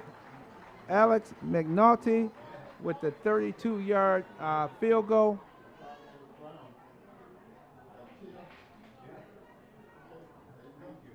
Very nice kick. Very nice kick. Hunter McNulty makes the kick, puts them up. McQuaid Knights 24, East Eagles 0. Once again, the East defense isn't that bad. They playing a good game. They just making a few mistakes. The few mistakes are getting them again. Once again, the mistakes is what slows you down. That's what the difference between winning and losing. Hopefully, East can make this look respectable. We'll see here as they're about to kick off. They have 1 minute and 12 seconds left in the 1st half. The sun is starting to go down. The lights are starting to take effect on the field. And East is might be able, they need a big return from Freddie Brock. Maybe Freddie Brock may get this one like he did last week and take it all the way. We'll see here, because McNaughton's been booting this ball out the end zone repeatedly. And here he is, goes. This one is deep, out the end zone. Once again, boy, that's a good stopper from getting the ball, kicking that ball out the end zone. So here we come. 1st and 10 from their own 20. The Eagles get the ball at their own 20-yard line. Let's see what happens.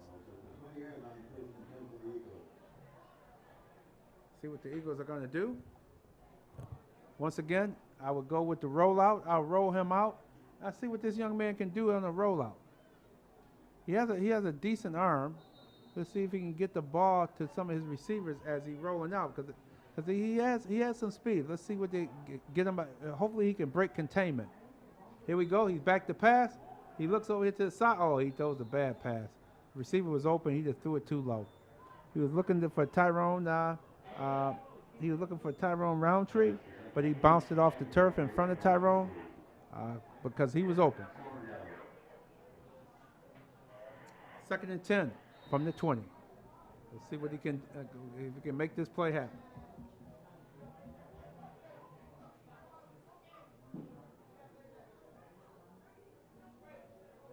All right, 2nd and 10 from the 20. You hitting that ball off? Oh, nice. Freddie Brock turning the corner. Oh, man, he took a shot. But he picked up a first down as he took that shot. He left his feet there. It's tough. When you leave your feet, hey, anything can happen. Usually you end up being airborne, and that's what happened. He was hit and sent flying. But he was sent flying for a first down. They actually hit him.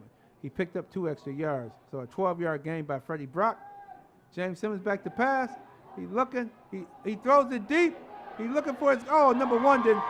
Number 1 gave up on the route. Number 1 needed to run a little bit hard. Yeah. Number 1 is Malik McCrary. He gave up on the route a little too soon. When he saw that ball was overthrown, he should have put it in the extra gear, and instead he allowed that ball to be intercepted because they could have hit the guy and knocked the ball away from number 5, Sean Emmerich. It was almost like a punt, really. He was almost catching a punted ball, but you got to run, you got to hustle. When he saw that ball was overthrown, that's when he was supposed to go a little bit deeper down there and try and make a play. He was trying to make a play.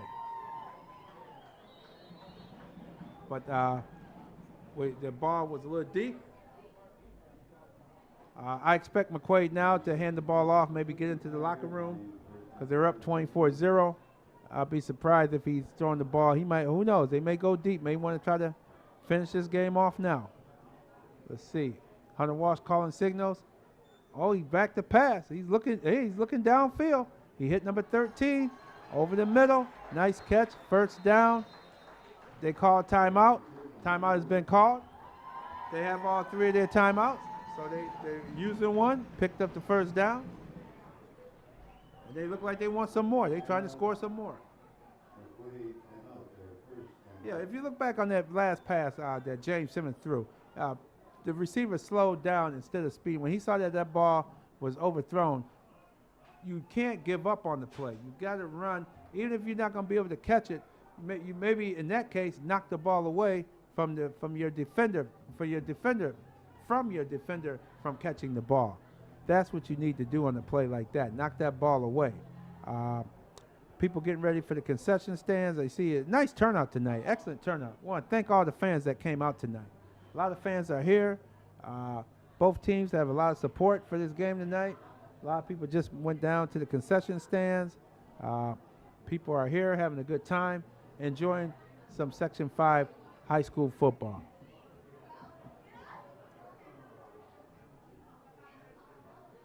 Okay, it's going to be 1st and 10 with 37 seconds left. 1st and 10 from their own 43-yard line. McQuaid with the ball at their own 43-yard line. Their own 43-yard line. Let's see what they're going to do here. First and 10. Here we go. Hunter Walsh backed it, rolling to the sideline. Throws to number 13 once again. He catches it and gets tackled. Michael Lippa. Michael Lippa once again with a nice reception. Boy, he has a lot of receivers. He's mixing it up. That's a good by Hunter Walsh. He's mixing it up. Getting the ball to different receivers. Second timeout. Yes, Knights use their second timeout. Maybe they got a good field goal kicker. Maybe they're trying to get that ball into field goal range. See if they can make something happen with a field goal. Because remember, there's never enough points.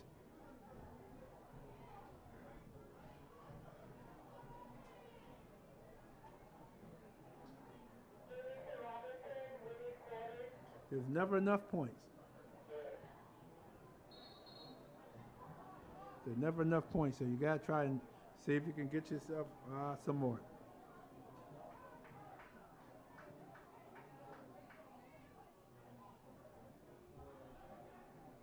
Okay, here we go. Second and 8. Second and 8 from the 48. Hunter Walsh back to pass. Oh, he's being flushed out of the pocket. He gets hit there. He completed the pass to Ben Beauchamp. Now, see, something like that should not have been completed. The defender got to come up. Somebody got to come up and make a play. Make a play on the ball. Don't allow the receiver to make the catch.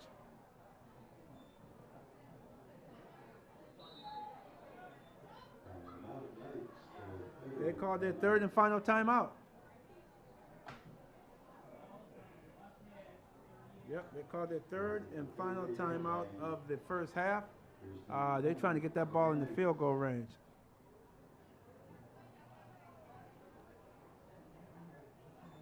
They're trying to get it in the field goal range, trying to see what they can do. Here we go. Here we go.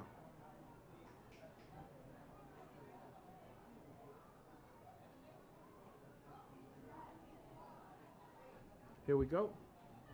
Looks like it's going to be first and 10. First and 10 from the 38-yard line of East High Eagles. McQuaid on another drive. 18 seconds left. Plenty of time on the clock for them to get in the field goal range. East has to come up and make a play. You can't allow guys to jump up and make catches like that, like Ben Beauchamp. Ben Beauchamp is catching the ball all over the field. You got to cover him. They're giving him, look, he's giving him about 10 yards now. He's looking for Beauchamp. Oh, man, he just cut right into him. This poorly thrown. There you go. The receiver got the interception. There's a flag thrown down there because he was roughed up in the end zone. Beauchamp, he didn't have to do that. Beauchamp pushed him down on the track. But nice interception. Nice interception by Jalen Holmes. I think Jalen Holmes has given up too many yards. Even though he worked out on that series, he gave him almost a 10-yard cushion, and the pass was poorly thrown. Poorly thrown pass, and it was intercepted.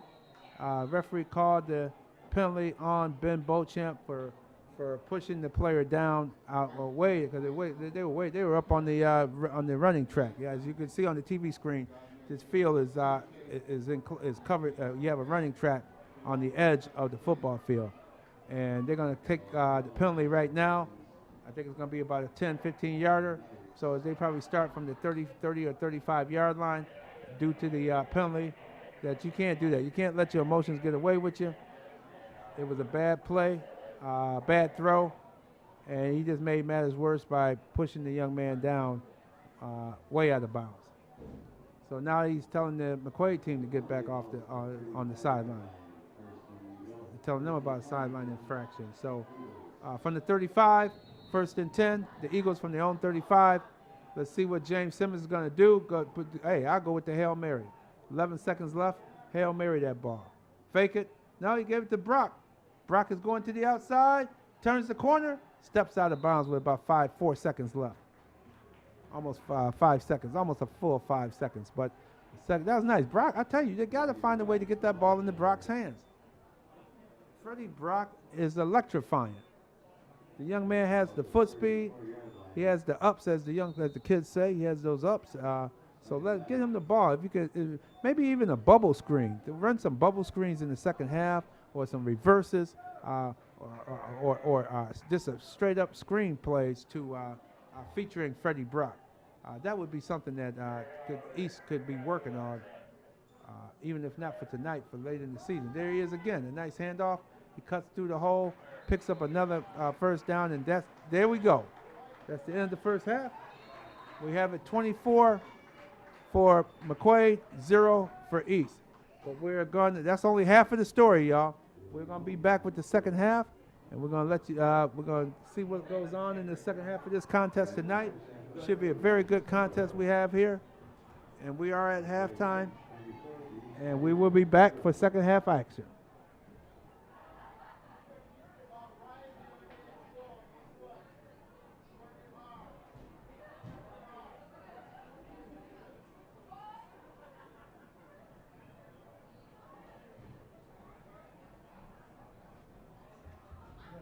stop it till they get through. They get through the count. Whew.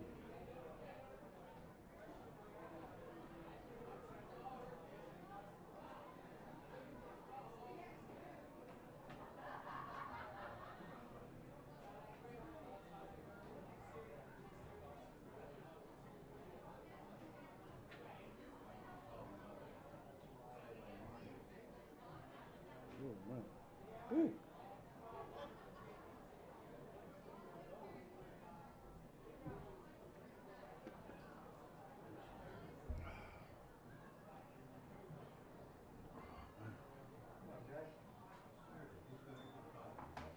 Okay. It's RCAC, Rochester City, Rochester City Athletic Conference. Rochester City? Rochester. Isn't RCAC is the name of the league. It's not City Catholic anymore. Oh, it's not City Catholic No, no man, more? it's been that. No. Oh, man. Rochester City Athletic Conference. Athletic Conference. RCAC.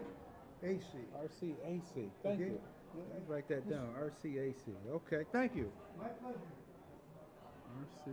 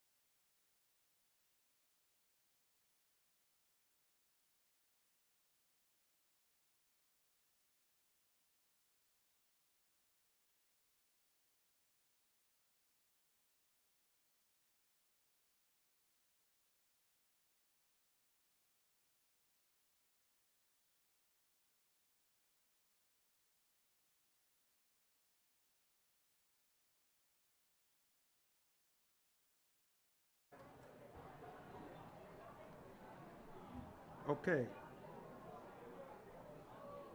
Let's see. Where's this going to? turn on mic 6. So, oops. All right, got that turned on. We're on the Rochester City School District Network. All right.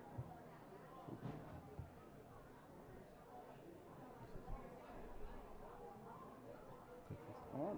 Okay. Looks like we're on. Let me see.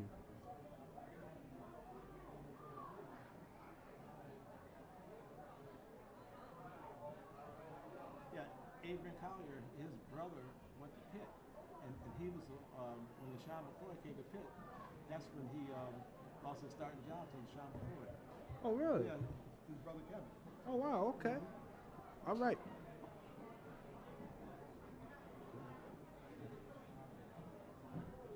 All right.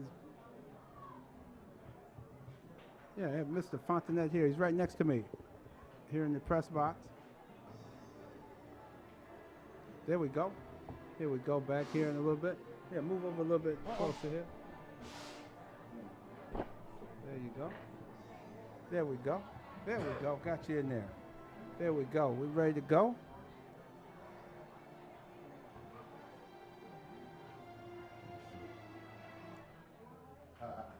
Okay, here we go.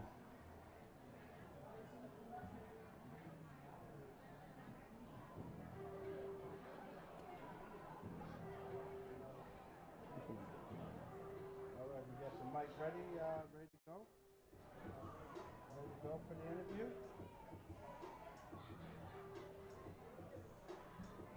Okay, we're live. Here we go. All right, we're live at halftime. Yes. Yes, indeed. We're live at halftime. Good afternoon, Mr. Fontenette. Let everybody know your full name. Good afternoon, George. My name is George also, George right. Fontenette Jr. That's right, George. Got the two Georges here today. And your son is one of the coaches, one of the assistant coaches for Yes, McQuaid? McQuaid, offensive assistant. Offensive assistant. And he played, what school did he play for? He played at Churchville Child High School, then he graduated from there, then he went on to Syracuse University. Went on to Syracuse and had a nice career there. Yes, he played from 2000 to 2005 at Syracuse. Wow, that time goes fast. Pronounce your guys. I Sure remember does. those years. You guys are muted. How do you all right. Unmuted,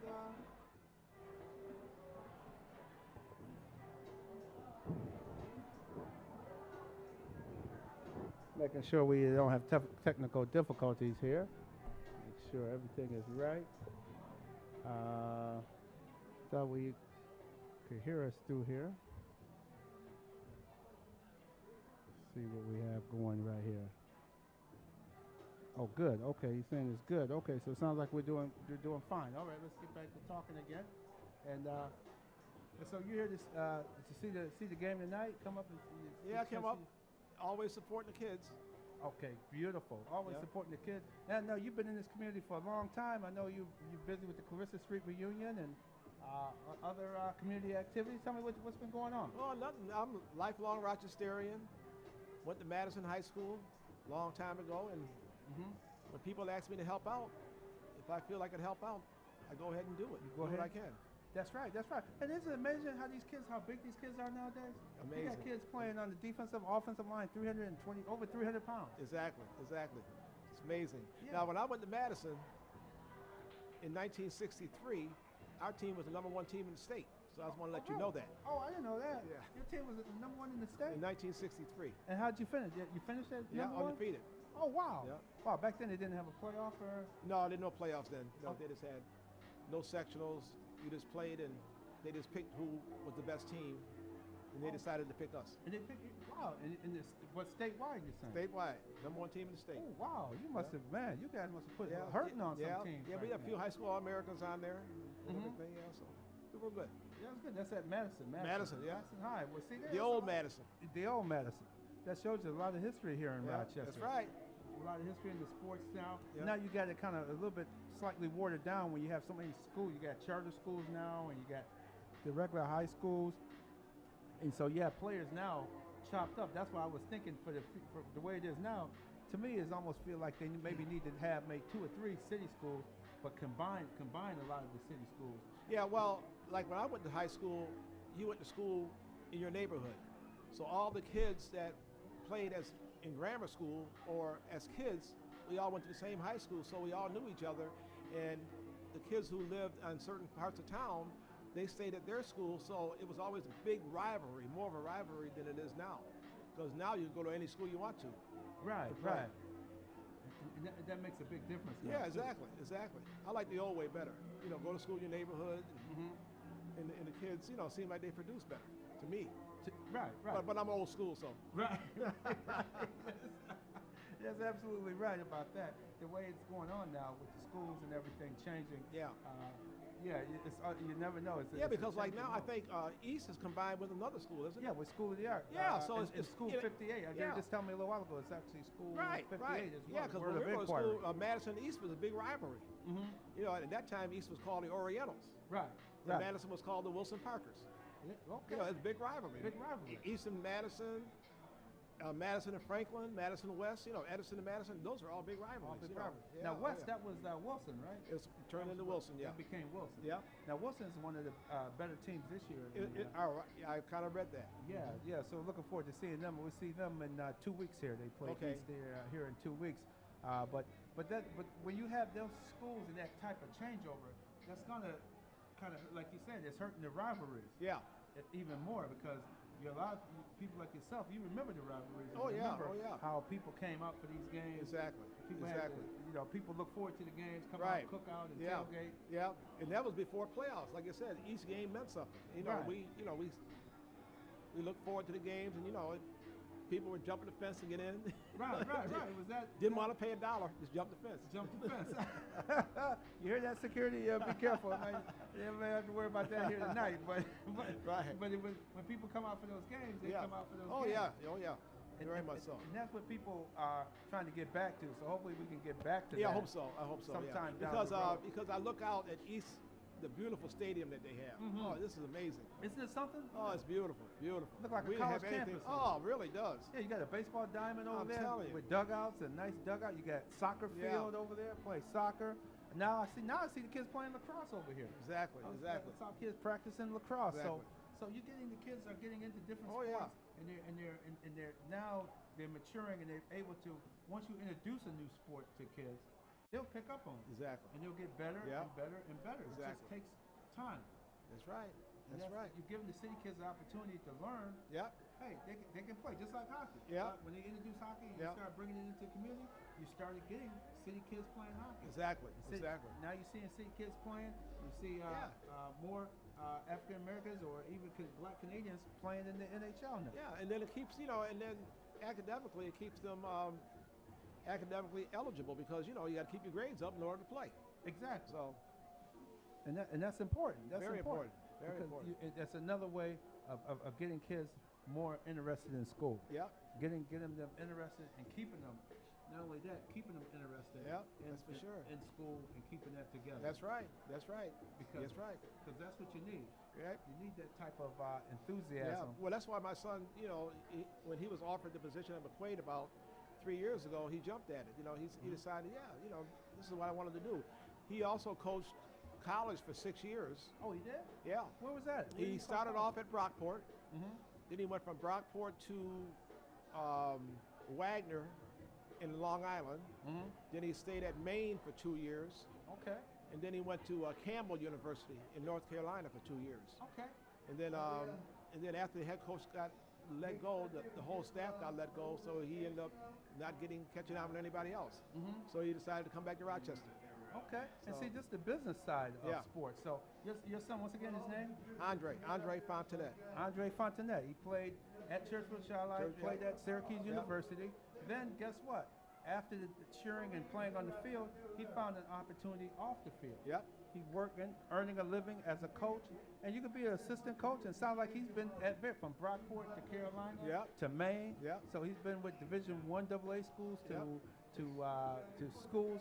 No matter what, that's what these young people got to realize. Exactly. That, hey, if you Exactly. like sports, maybe think about how can you make money at it. There it is. How can you make a career? I know a lot of these young kids right now are not thinking that way, but they really need to start thinking Yep. that way. And we as parents and fans of the game got to educate these kids There you go. that, hey, you can stick with football. You may not stick with football on the field, but guess what? You can do it off the field. There You you could go. be an assistant coach. You could be a trainer. What they call it, analytical now. Yep. They're talking about analytics Yep. and all of that. You could get into that Yeah, yeah. and you can work in management. Many opportunities. Many for- opportunities. Many opportunities on not only on the pro level. People think of the NFL, but think of the college level. Yeah. Look at all those colleges. Yeah. There's thousands of colleges all across the Yeah. country that you could be some type of not only a coach or administrator working in the athletic department, or maybe become the athletic director. There you go. Yeah, we have a young lady here growing up, Maya Shaka. She's one step away from being an NFL referee. Wow. She used to play basketball in my backyard with my boys and Isn't that everybody. something? She was a good basketball player. Played at Edison Tech. She played at Edison Tech basketball. Went to college, Norfolk State, I believe. And now her playing days were over on the basketball court. Next thing you know, she took up refereeing, and now she's in the Conference USA, and she did the San Francisco 49ers preseason game Wow. with Kansas I didn't City know that. during this past preseason. She did the San Francisco at Kansas City preseason game. So Wow. she's on the list of possible next NFL officials. So you just don't know Yeah. where it would come. And like you said, we as parents and fans and the whole nine yards got to get them going. Exactly. And I see we're ready to start the second half. Yep. George, All it's right. been a pleasure. My pleasure, George. Glad to join you. Please send Andre up at the end of the third quarter. Love to have him come I up. don't think you can. No, I mean, Adrian? Okay. yes, indeed. Adrian, have him come up, and we talk about him, and have him come up and say Okay. a few words as well. Thank you for Okay. coming up. Appreciate it. At the end of the third quarter? Yes. Okay. Here we go. We're ready to have the kickoff to start the second half. Once again, both teams back on the field. We're ready to kick it off. The ball has been set on the tee, and Chris Washington is ready to kick that ball off.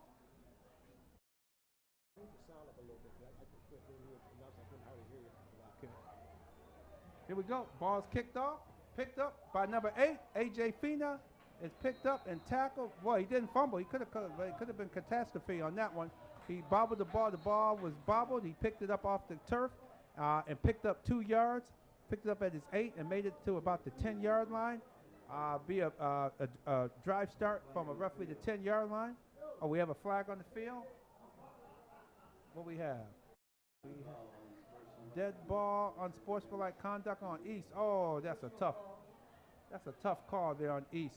Tough penalty.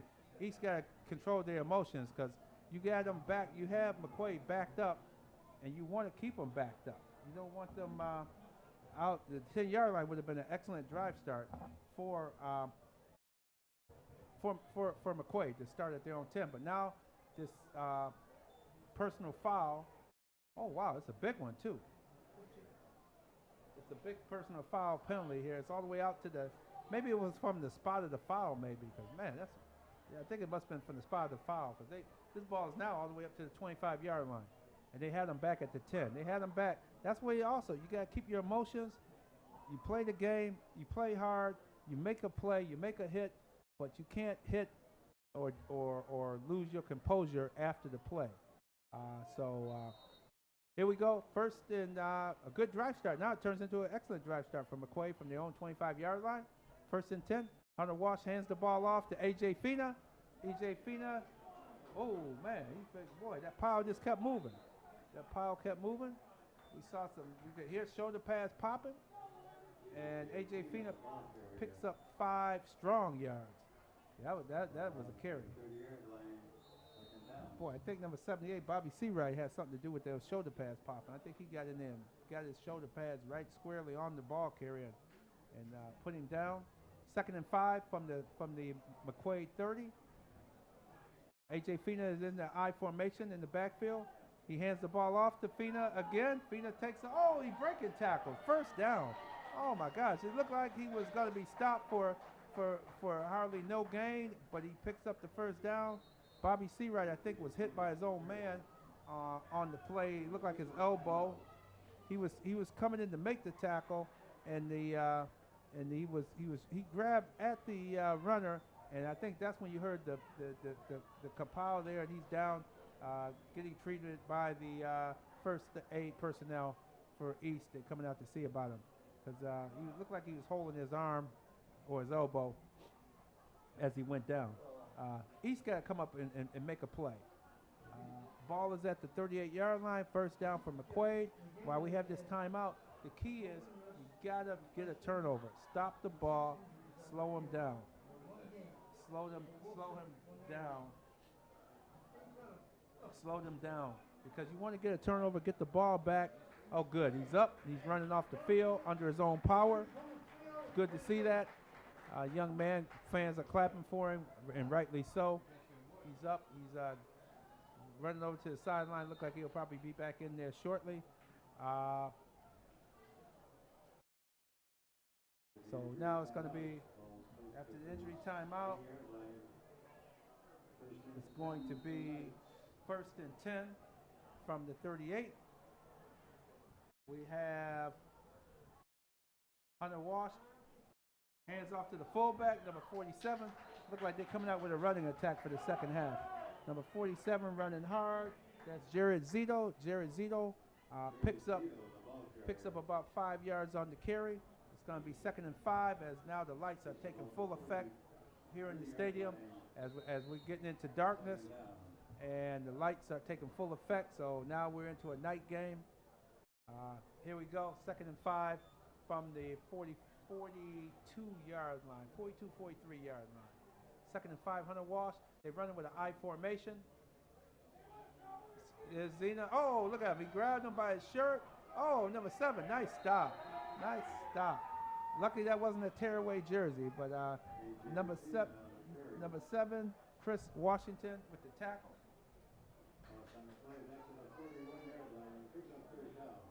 Nice tackle. 3rd and about 8 yards to go. This is what I'll tell you one thing, East defense, boy, you got to beat them because their defense is tough. They're stingy. You may get one play on them, but you don't get 2, 3 in a row. They really seem to tighten up and stop and been able to slow their opponents down. 3rd and 7. We got A.J. Fina, the lone back in the backfield. Hunter Walsh under center. He rolls out to his left. He looks downfield, throws a deep ball, and it's caught. Is it caught? No, no, incomplete. Incomplete pass, but guess what? We have a flag. I think they're going to flag number 1, Malik McCray for pass interference.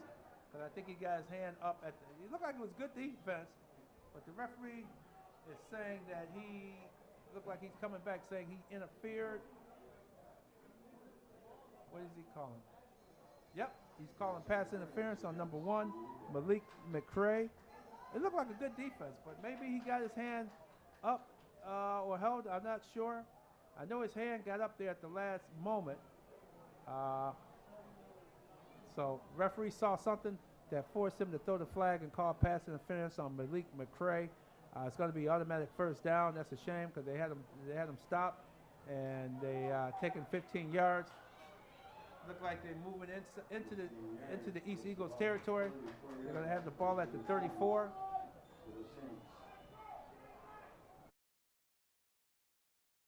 It looks like we may have a guest, one other guest coming up at the end of the 3rd quarter here. There's 9:28 left in the 3rd quarter, fans, but hopefully we'll be able to get this young man another outstanding Section 5 former athlete here with us this evening. Handoff to number 8. He stopped right at the line. Might be a loss of 1 yard as he was hit. Yeah, as A.J. Fina was hit by about 3 defenders there. Chris Washington, Bobby Seawright. Bobby Seawright is having a heck of a game. Number 78, Bobby Seawright is playing very well. He's playing very well. And he's playing very well. He's making some good plays here. And we got a penalty here, a penalty from East. And see, we were always taught when you're over the center, you should be the last one to jump off sides. And this young man jumped off sides, number 58. Noah Al-Hachami, Noah jumped off sides there. He's right over the center, so he should not be jumping off sides on a play like that. That should not happen. Hands off to A.J. Fina. Gets a hold to the left side of the line. Breaks it. Picks up about 6 yards on the carry. A.J. Fina is having a very good game. Man, he's running very hard. He's making the cuts. He made a nice adjustment. He bounced that play. That play was supposed to go inside, but he bounced it to the outside, and he picked up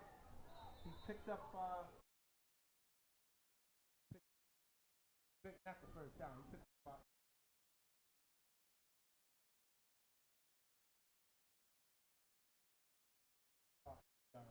here we go.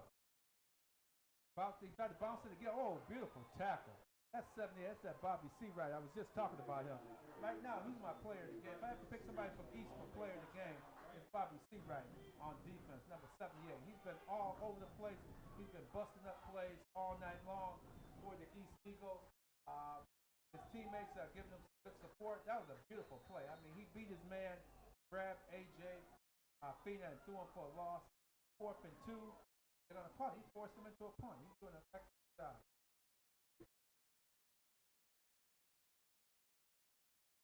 Go back to punt, 81. McNaughton is punting the ball.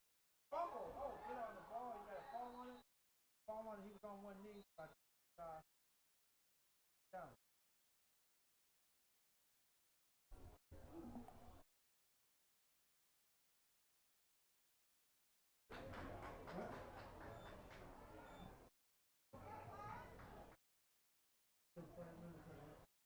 All right.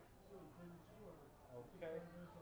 Getting it going here. Look like they're going to drive start. Like they're going to drive start from that 6-yard line?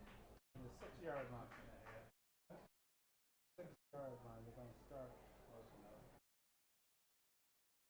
Start at their own 6. 1st and 10 from their own 6-yard line. And see what they can do from their own 6. 1st and 10. He hands off the ball. Not only thrown for a loss. 2-yard loss.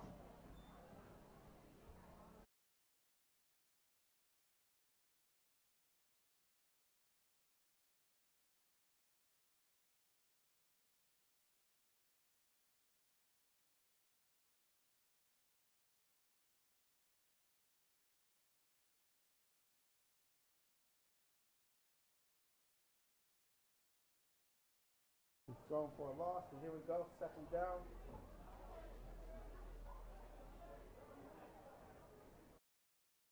Here we go. Oh.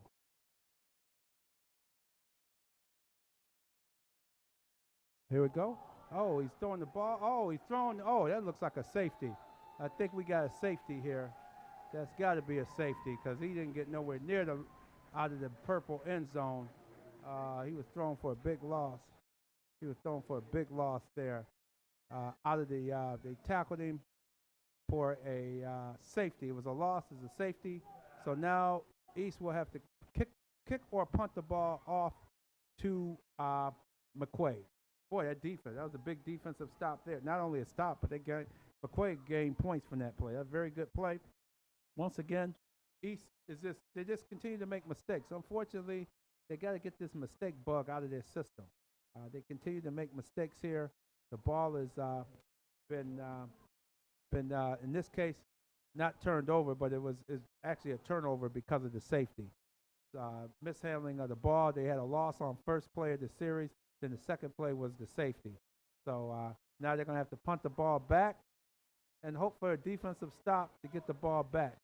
Number 8 is back. A.J. Fina is back for what looks like going to be a kickoff.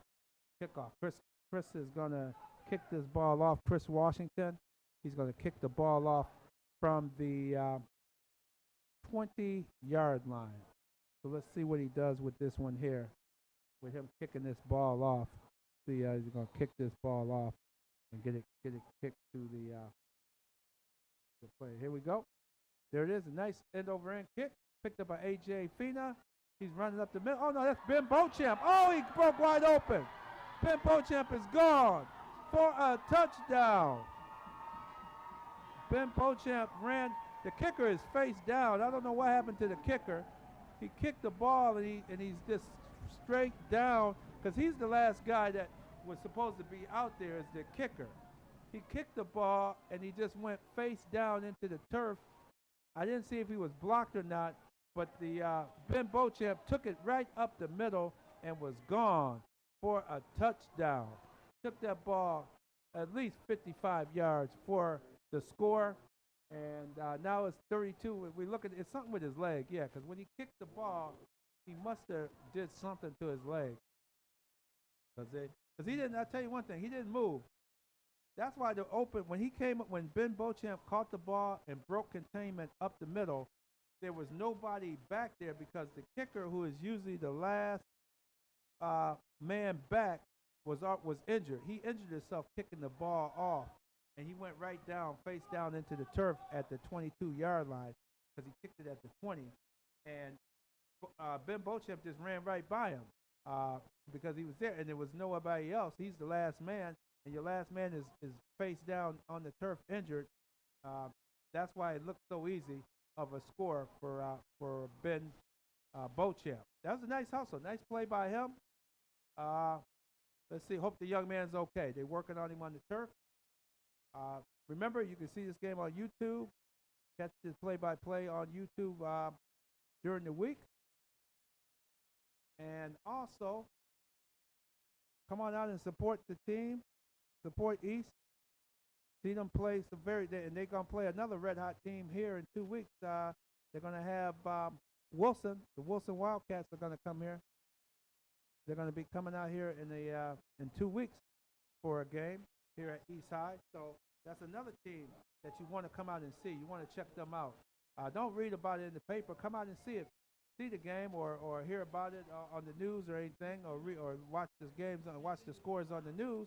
Come on out and see some of the best football around. This is the Rochester City Athletic Conference, the RCAC, Rochester City Athletic Conference. They play some good ball, good brand of ball here. I think you're definitely going to see this McQuaid team. They're going to be in the sectionals for sure. And Wilson's looking good. I think they're going to be in the sectionals as well. So you got good football here in Section 5 in the Rochester City Athletic Conference. And the young man is getting helped off. He's walking very gingerly off the field. It looks like he might have had a cramp. Maybe caught a cramp or something but the way he's walking, it looked like he might have cramped up on the play there, on the series, on that kick. So hopefully get the young man some water if that's the case, get him hydrated again and get him back out there if he's okay to go back out on the field. So now we're here with an extra point. Number 11 is here to kick, Alex McNulty. Alex McNulty is going down. Kick is down. Kick is up. I mean, the hold is down. Ball is down. Kick is up and is good. Straight down the middle. Man, this McNulty looked like he's getting better and better as this game goes on. Man, his first extra point was probably the worst one of all of them, and he just put that one right down the middle. Right now it's 33-0. 6:01 to go in the third quarter. They've been running the ball a lot. You can tell McQuaid come out. They have a big lead, and you can tell their goal in the second half is basically to run the ball, run the clock, and they get it on offense. That last time, that was a special teams touchdown. They got the ball, took it in for special teams. They took it in for the score on that play right there. So we'll see on the kickoff here how it goes.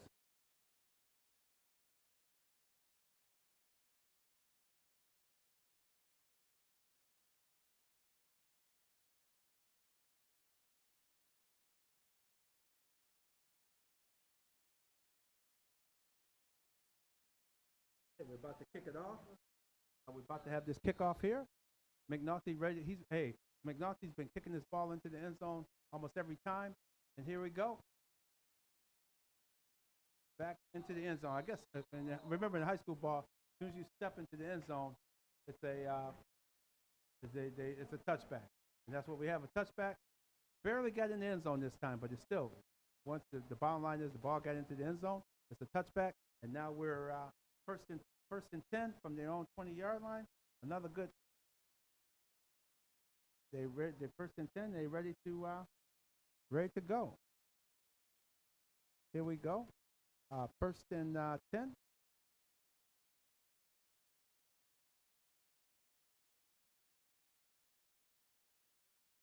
Here we go. First and 10 from the 20-yard line. First and 10 here. We have James Simmons at quarterback. James Simmons looking to make a play here.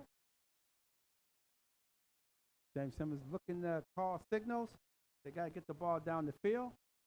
Got to start get the ball. Here he is, James Simmons. Oh, man. Oh, my God. See, look, the guy shot the gap.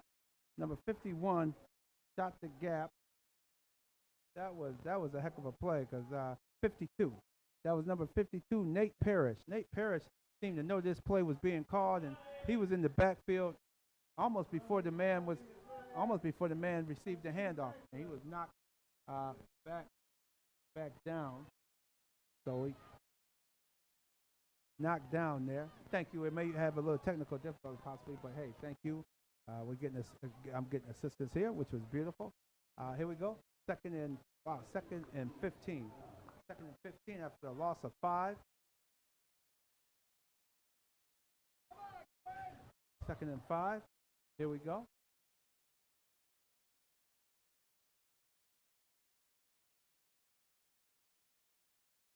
Second and 5. We have a handoff to the right side, to the left side of the line, and he's thrown down after roughly a 1-yard gain.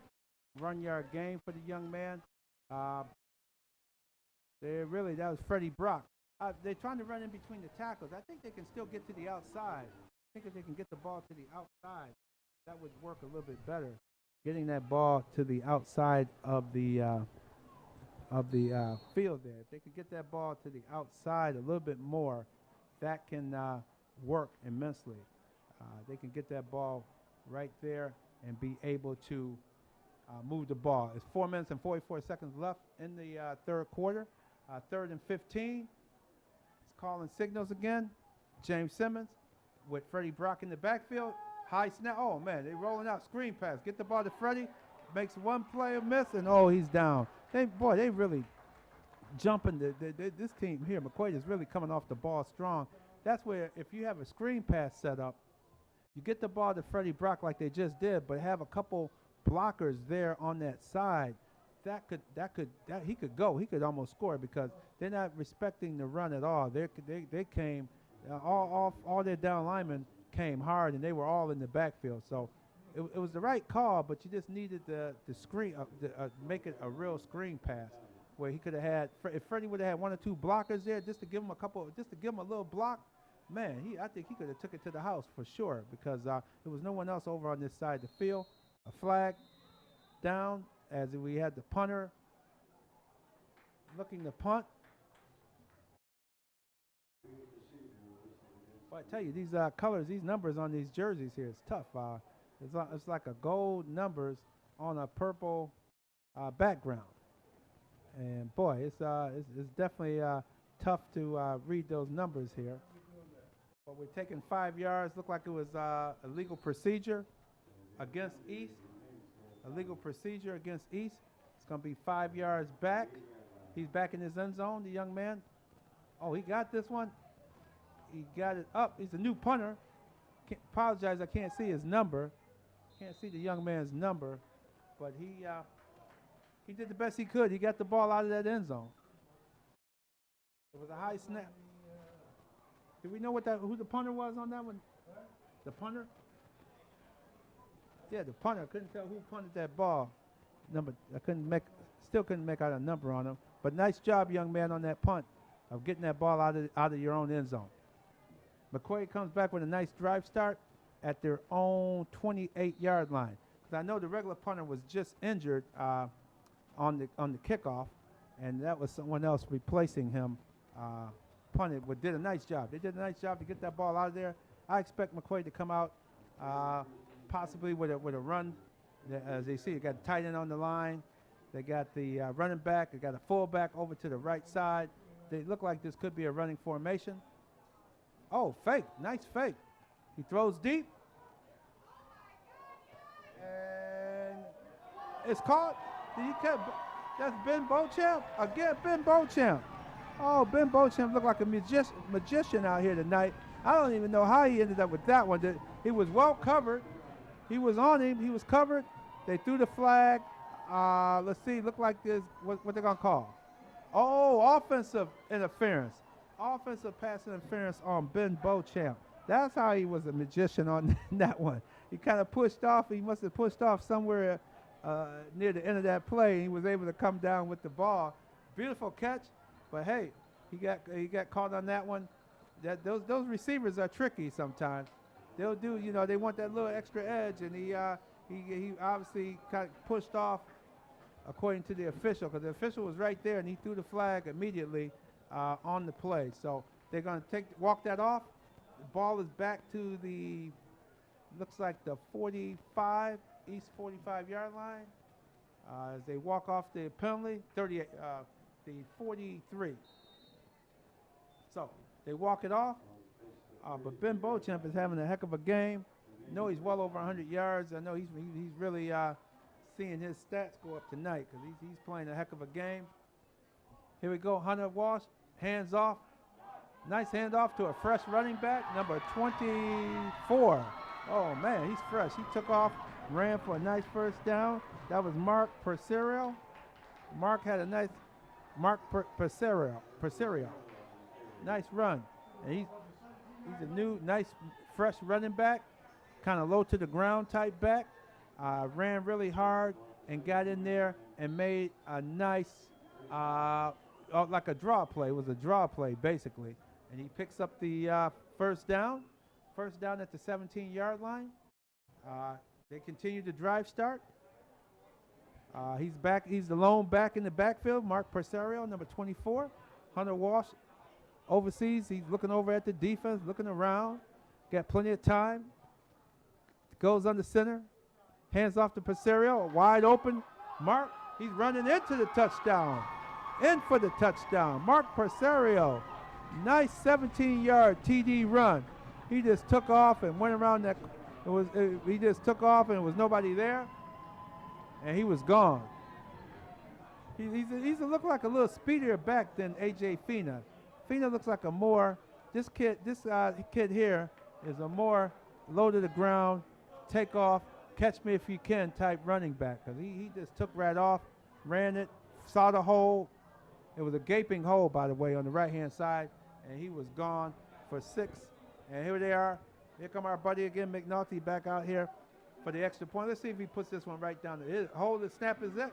Hold is down. Kick is once again right down the middle. It's good. We have 40 for McQuaid, 0 for East. 2:28 left in the second quarter. In the third quarter, excuse me. Here in the third quarter, end of this quarter, we should have a guest, Avian Collier, the former All Section 5 star running back from Churchville Childline, and also excellent running back. Yeah, so that was a very nice run. So we have 2:28 left in the third quarter. The score is 40 for McQuaid, 0 for East.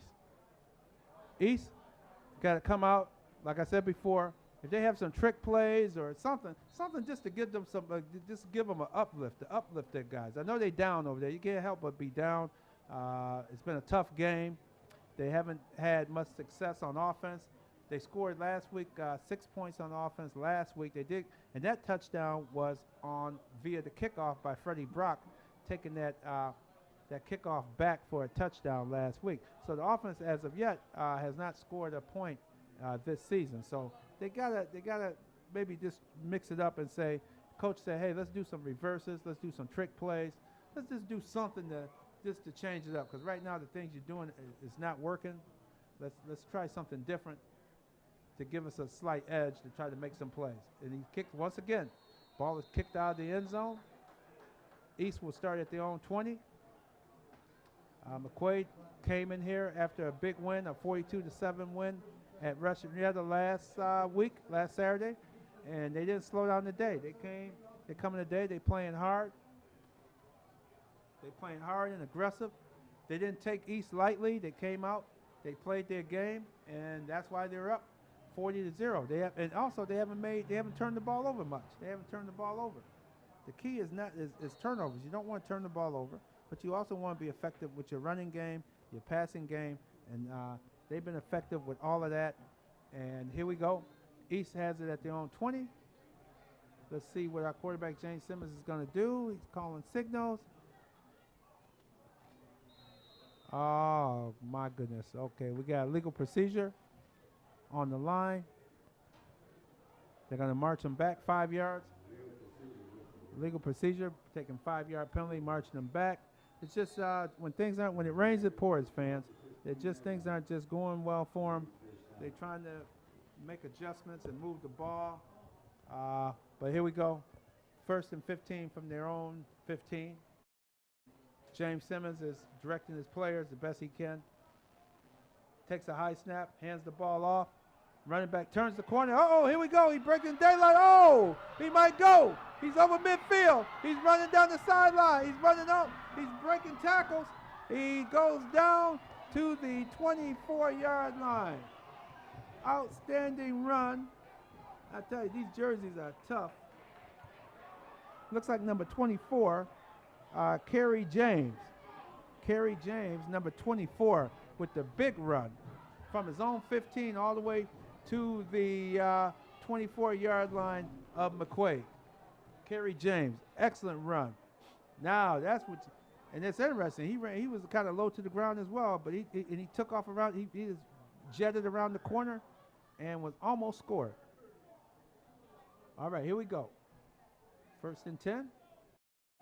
Kerry James gets the ball again, picks up a couple yards, and picks up a couple yards. Going to be 2nd down. That's the type of play where after you have a big run like that, I'm one of those proponents of not giving the ball right back to the same runner.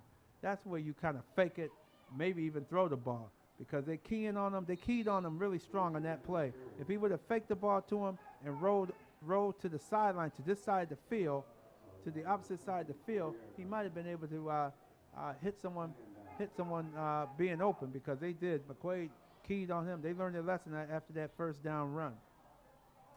So 2nd and 10 from the 24-yard line. James is calling signals. Freddie Brock in motion. He gives the ball to the 24 again. 34. He gives the ball to 34, which is Jaquan Close. Jaquan Close on the play. Javon Close on the play. Javon Close was on the play.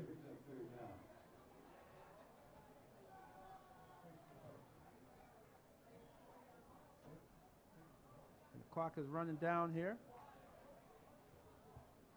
We have about 20 seconds left. 3rd and 10 for East at the 24. Let's see what they're going to do here. Letting that clock run. Oh, there's a high snap, but the quarterback has it. He looks deep, throws it deep, and it's, did he catch it? Touchdown. It's caught for the touchdown. It was bobbled, but he stuck with it. I give him credit. The young man stuck with it. Looks like I'm trying to read that number. Number 5, Jalen Holmes. Nice play by Jalen Holmes. Boy, that ball was tipped. He bobbled it, and then he kept his eyes on it and came down with the ball. Came down with it. Beautiful catch in the end zone.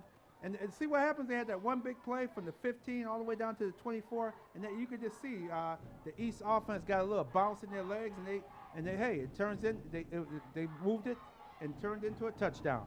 All right, here we go. They're going for 2 on the extra point. Oh my goodness, what happened? We have Freddie Brock lined up as the quarterback. Oh, we have a timeout call. We have a timeout call. Okay, we have a timeout call.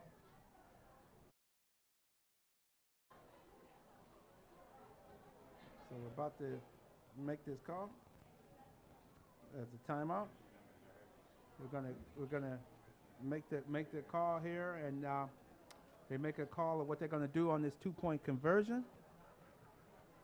And it's only 2 seconds left in the quarter. We're going to get this 2-point conversion, see what they can do with 2 seconds left. They're going to continue to have Freddie Brock at quarterback on this 2-point conversion play. Let's see what they're going to do. They're coming out. Look like they're still talking about it. Number 34 is lined up. Jaquan Close is lined up behind Freddie Brock. He moves over to the right of Freddie Brock. Number 8, who's quarterbacking. He's calling signals. Look like he might be changing the call here. Here we go. High snap. He looks, throws, caught. I think it's caught for the 2-point conversion. Nice catch. It was a slant pass. The young man with a nice slant pass on there. Nice catch by, looks to be number 15. I believe it's number 15, Tyrone Roundtree. I believe it was, but these jerseys are very tough. Tyrone Roundtree with the catch. Hope that's you, Tyrone. That was a nice slant pattern. He did a nice cut, came off the line, cut toward the middle of the field. Boom. Quarterback just did a short, quick pass over the line of scrimmage and right into, and he caught it with his hands. That's the impressive thing about it. He used both hands. He didn't catch it and bring it into his chest. He used his hands and brought it in with both hands, and that was the 2-point conversion. East is on the board. They have their first touchdown as an offense for this season. So it's 8. McQuaid 40, East 8. As we with 2 seconds left, and we have our guest coming into the studio. I see our guest is making his way into the studio, and have him pick up the headset here. And we have a Rochester legend here. And introduce yourself to the Rochester. Abram Collier. Abram Collier. I remember you. Boy, you were running for daylight for many years in high school. Oh yeah. At Churchville Childline, correct? Yes, sir. Yes, sir. And then in college, you played your college ball. Syracuse University. That's right. I've had a chance to see you on TV and in person a few times up there in Syracuse. Oh yeah. Good times. Good times. Yes, indeed. Glad to see you coming out and supporting the coming back to see the high school. Oh, here's this. Oh man, Ben Beauchamp again. He's breaking loose down the outside. Oh, he's gonna go. Oh, Ben Beauchamp. Boy, they really putting on a show out here tonight. My goodness. They are. Wow. That was Ben Beauchamp on that kickoff. He took it up the middle, then cut to the outside, and he broke containment, and that was all she wrote on that run to end the third quarter. So, boy, they're going to come out and looks like they're going to kick the extra point before we have the official end of the quarter, because that was he was untouched, basically. Boy, that was a lot of speed. Looks like they have a lot of speed this year, McQuaid. Yeah, they very explosive offense. Just watching them on the outside, their passing game is very lethal. Their running game wasn't really effective at all this game, but they did it enough to make the play action relevant. Mm-hmm. And they were able to use the play action very effectively, which opened up so many passes downfield on long touchdowns. And I don't know the gentleman's name who just had the just ran it back, mm-hmm. but I know he had I think a couple receiving touchdowns, and he had one big one early in the game off of a play action. Yes. And they just kept on coming. They didn't stop. I think they really set the precedent for the entire game with the first play. Oh, really? You feel from the first play? Yeah. For the first play of the game. Yeah, huh? the first play, it was a play action, and number 9 ran a 9 route mm-hmm. on the outside, and they seen he had the advantage, had the speed advantage, and they took it straight to him. I seen after that they really didn't go deep. They were trying to hit a lot of short routes because they were playing so far back. This one was blocked. They finally blocked the extra point here. They got in there and got their hands up and blocked McNulty's extra point attempt. So the third quarter ends with McQuaid up 46-8. And that's a good point you made, that they set it up from the first play of the game. They went from the first play of the game with the play action pass, and then that took them with Ben Beauchamp.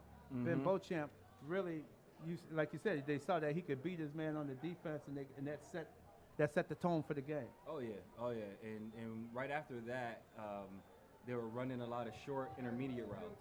They were dumping it off to the tight end on little stop routes. Right. They were dumping it off. So they start getting more aggressive. And then once they started getting aggressive and they seen it up in the box, I'm pretty sure they said, hey, they're biting on the short routes. They ran the play action and they started burning them deep. And, it was a great game plan that they came in here with, effectively using the play calling. Right, exactly. This shows you that they really thought about what they were going to play and what kind of plays they wanted to run against the East defense. Yeah, and one of the, like you said, one of the most notable things is they have a lot of speed. Yes. And that's something that late in the season, especially when playoffs start, you got to have in Section 5. You got to have speed to win around here. Right. And McQuaid has it. This is my first time seeing him play. This is my first football game of the year, actually. Oh, okay. So, this is quite exciting. This is Freddie Brock. He's an exciting player, too. Very electrifying young man, number 8. Freddie Brock returns that kickoff back almost to the 40. He took one back last week, which was a spectacular run he had. He's the type of guy that I thought East would maybe come with some bubble screens or some type of screen pass where they could get the ball to him early in the game, which they didn't attempt to do. I was hoping they would do something like that. Yeah, looking at their offense, they like to run that wide sweep. Yeah. And that read option a lot. And really with a team like theirs, obviously you can see the athleticism in their players. You just got to give them the ball in an open space. Right. And the quarterback, he's been running wild out here. Yeah, because James Simmons, if they could, like right now, the way they're set up, if they ran a bubble screen to any one of those three guys, Freddie Brock or Jalen Holmes or Tyrone Roundtree, if they ran a bubble screen or something like that, you get them in space, they could be really dangerous. Yeah, and just looking on the field, they have the numbers. Right. You got two defensive backs out there, and they're lining up a linebacker on the slot receiver. That's a disadvantage right there. Exactly. And that safety is so far over top. Any bubble screen, you're going to get 4 or 5 yards. Drops the snap there. He loses about 7 or 8 yards on the drop snap there. That's another problem. They've been having trouble with the snaps there. Number 18 had to get that. That's Malcolm Brown. Malcolm Brown was trying to hold that snap, but lost that snap and lost some yards there on the play. Lost about 8 yards. So now it's going to be second down and about almost 15 yards to go. That's another thing. They keep hurting themselves with bad plays, with lost yardage plays. Yeah, and it hasn't just been penalties. As far as the fumble snap and all that, it's a discipline thing as well. They've had multiple 15-yard personal foul penalties, and it's gotten a little chippy at some points during the game. And some of the players just got to keep their composure in tough situations. Exactly. Just, leave it all on the field. Leave it all out there when you're playing the game, and there's no need for any extracurricular. There you go. And that was Jaquan Close with a nice run. He picked up some nice yardage, and that's true comment you're making there. They're getting chippy and taking too many unnecessary penalties because they, like you said, to start the second half, they had the guy pinned at the 8-yard line, and I didn't see the infraction, but it was some type of personal foul because it was a 15-yard penalty that moved the ball from the 8 all the way up to the 25-yard line and gave McQuaid a good drive start. Oh yeah. You could have had him pinned inside the 10-yard line. Yeah, it was inside the 10-yard. It was just a foolish mistake, letting your emotions get the best of you, and you got more than enough opportunity to hit somebody in football. Exactly. What are you up to? Are you coaching or what are you doing? No. Currently, I'm in the process of moving back to Rochester. I've been in D.C. for the past 5 years. Okay. Started my own company and my own nonprofit. Been working with the UN on some initiatives on the civil society. That's Freddie Brock. I tell you, Freddie's Wow, dangerous. he's Look at explosive. that. He's That's a explosive. touchdown. Watch him. Oh, nice block there. Oh, my goodness. Oh, he fumbled the ball. Oh, my gosh. He fumbled the ball. Get that out of bounds. No. Don't pick it up. Oh, my gosh. Okay, they got the ball back. They did get it back. Okay. They're down around the 2-yard line. But that Freddie Brock, you see what I'm talking about. He's very explosive, and all he needs is to get is one step. He gets almost a half a step on somebody. He can be gone. You got to run little swing routes, bubble screens, keep him in the backfield, give him the ball. Yes. He's explosive. Yes, indeed. And I think hopefully the coaching staff will see this and be able to next week, because I noticed it last week calling the game when they played your alma mater, Churchville Chili, here last week. 23-6 they lost, and he scored the only touchdown. But I noticed it last week. I said, man, they got to be running bubble screens and get him in the open, give him a little bit of space. And as you can see, they're starting to get space now. There he is. They hand the ball off to him again. And see, I'm not a proponent of that. After a kid has a big run, I want to fake it to him and go to somebody else. I don't want to give it right back to that same. You know, a lot of coaches get caught up in you want to reward the guy who got you down there, especially on the big play like that. And, you know, my philosophy at the end of the day, it never happened to me in high school. You get in the first time. Right. You know? Right. So, you know, you don't get caught from behind, and you don't fumble the football. And those two things, he both let happen in one play. Exactly. So, you know, he's trying to catch his breath now, and, you know, you seen on that play kind of went down soft. Exactly. And you got Jaquan Close in the backfield. You have the quarterback calling signals. You have number 18 in at quarterback. We have Malcolm Brown. Malcolm Brown is calling signals, and we have a whistle. We have a legal procedure. And, yeah, they keep getting those illegal procedures. So they have some guys getting tired, or, you know, you're just not following through with the play. They got to be there. When you get to the line, you got to be ready to go. You can't be twitching and moving around when you're on that line of scrimmage. And they've been getting these illegal procedure calls. The coach changed quarterbacks last series to Malcolm Brown, and it looked like Malcolm Brown has ignited the East offense a little bit here. Maybe we might see more of Malcolm Brown in the weeks to come. We'll see here. He's in here subbing. He's doing a good job. The team is definitely rallying behind him on the offensive side of the ball. Here we go. 2nd and 8. Let's see what he's going to do on this play. If he's going to do. Oh, a high snap. He just broke a tackle, and that's about it. Lost yardage. That's what I'm saying. They got to roll him out and get that ball and roll right away. Just be decisive that you're going to roll out, because the defense is coming. McQuaid is coming with this really a blitz. They send in linebackers, defensive ends. They're coming and not giving the quarterback time to think. That's why he almost has to automatically roll out or throw a quick screen pass or something that you can get the ball. Because I tell you what, if he threw a screen pass, it's not going to be that many guys over on that side of the field. No, there wouldn't. And you can see, based on the way they're lining up, they're in man-to-man. Right. So you know they're blitzing. Oh, that's right. You know, you got to give it to Brock right away. And you see, nobody's covering him right now. No, they're not. Oh, man. Oh, my goodness. Yeah. He was wide open going to the flats. Nobody's covering him. No, he's looking back now like, hey, what's going on? Yeah, that's something, you know, the guys upstairs have to identify and be able to relay that to the coaches on the sideline. Mm-hmm. Absolutely. So you say you're coming back to Rochester? Yeah, you know, there's a lot. Welcome back. Thank you. All right. Thank you. There's a lot of things that I've done in the D.C. area as far as food drives. You know, Marion Barry passed away, and, you know, it left a huge void in public service.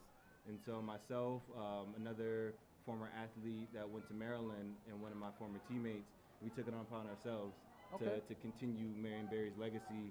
And we ran food drives, did toy giveaways in Christmas, and really got involved in the community. We did a program called Off the Streets in the Cleats. Oh, really? Okay. For the past 2 summers. Hot snap. High snap again. Oh, again.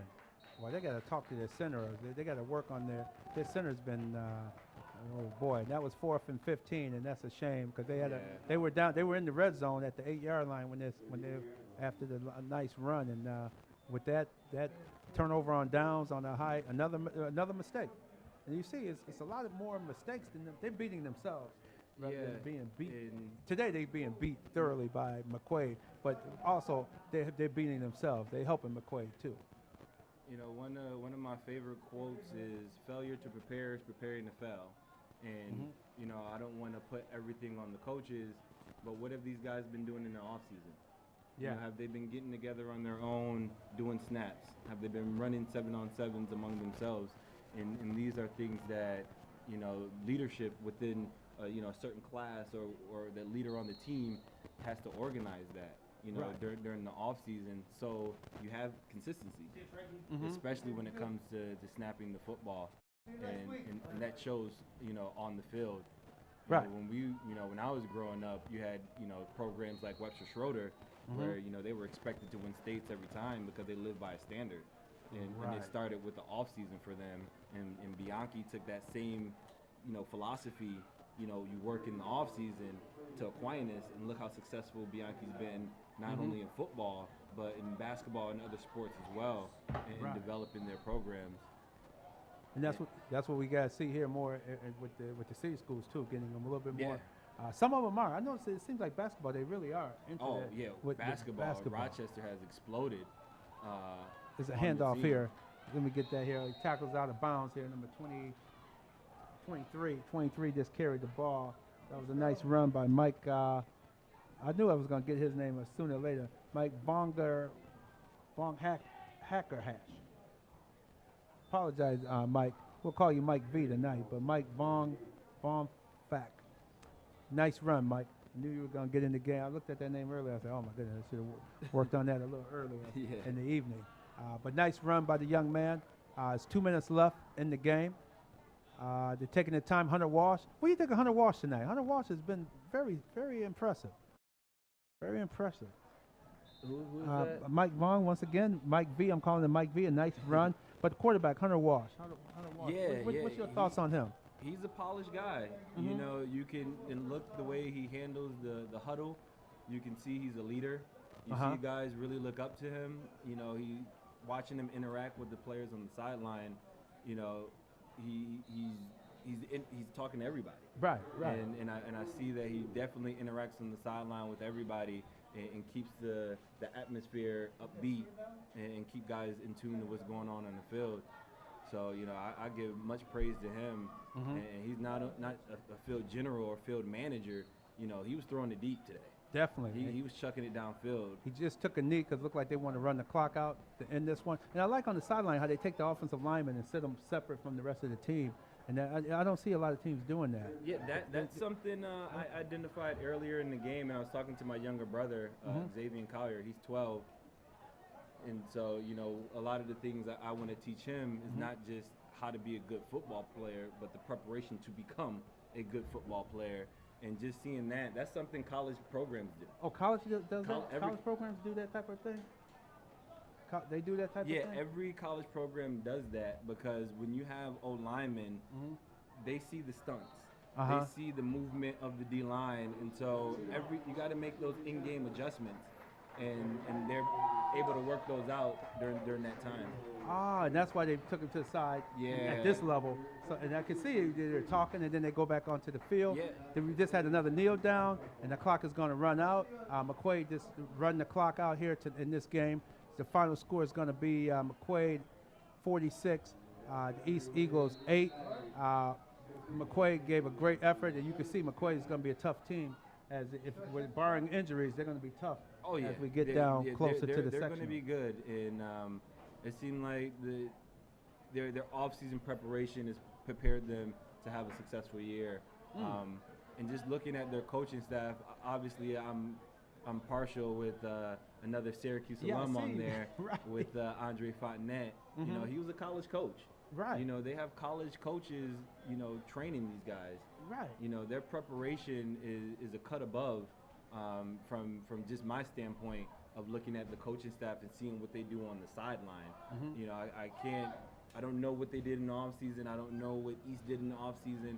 But just from looking at the sideline, the way they prepare, they do it the right way, and they do it consistent with what the next level does. I see. And you see, and proof in the pudding and the proof in the final score. Yeah. They just beat the daylight. They beat them tonight hard, and you can see, like you said, the preparation, the whole 9 yards. And I want to thank you for coming up tonight. Oh, no Appreciate problem. it. Boy, no it's problem. a pleasant surprise having you here in the house and having you able to come up. You Section 5. Well, you were definitely all Greater Rochester, correct? Yeah, I was all Greater Rochester, all state, All state. all that good stuff. many other accolades. And you played what? All 4 years at Syracuse? 3 years. Yeah. 3 years Yep. at Syracuse. Yep. Who was your quarterback when you were there? My first year it was Cameron Dantley, Okay. Adrian Dantley's son. Oh, okay, yeah. Yep. He took the job from Andrew Robinson, and then that following year is when Greg Polish came back. Oh, I remember And so Paulus, he yeah. was the quarterback the following year, and then my final year, what's his name? He's at New Orleans right now. Ryan Nassib. Oh, Nassib. Yep, Nassib Ryan was your, Nassib. was your And final yeah, year. me and him both came in together. Oh, really? Yeah. Okay. Yeah, yep. Okay. So he was my last coach, and just how my quarterbacks rotated, my running back coaches did as well. Right. And that's tough on the youngsters when you're going into college or you're going into a school. You think it's going to be one coach, and all of a sudden when you get there, it's somebody else. The whole coaching staff sometimes may change. Yeah. So you have difficult. to deal with a lot of It is. being away from home and being. Yeah, psychologically maintaining, the classwork, and Syracuse isn't an easy university. No, it's not. And when you have What's your question? I got a good question for you. What do you think? How do you feel that if the coach that signed you up to come to the school leaves, do you think the player should be able to leave as well? Yeah, regardless of his if the commitment. coach leaves or not. A coach can leave at any time. Why doesn't the player have the flexibility? I think one of the biggest things that really caught my eye, especially when Greg Robinson, after he left Syracuse, he went to Michigan with Rich Rodriguez, who paid for his buyout at West Virginia. He left before a bowl game. Wow. That shouldn't even be possible. Well, great. Well, thank you. Once again, thank you for being here, coming up. No problem. We're going to talk with you again later on. Let me give you my card here, follow up. And I want to thank everybody, for our listeners. Thank you tonight for coming out. Once again, it was 46 McQuaid, 8 East, Rochester City Athletic Conference football, game of the week. We thank you. Everybody have yourself a good night, and can't wait to see you in 2 weeks for the Wilson game. Take care.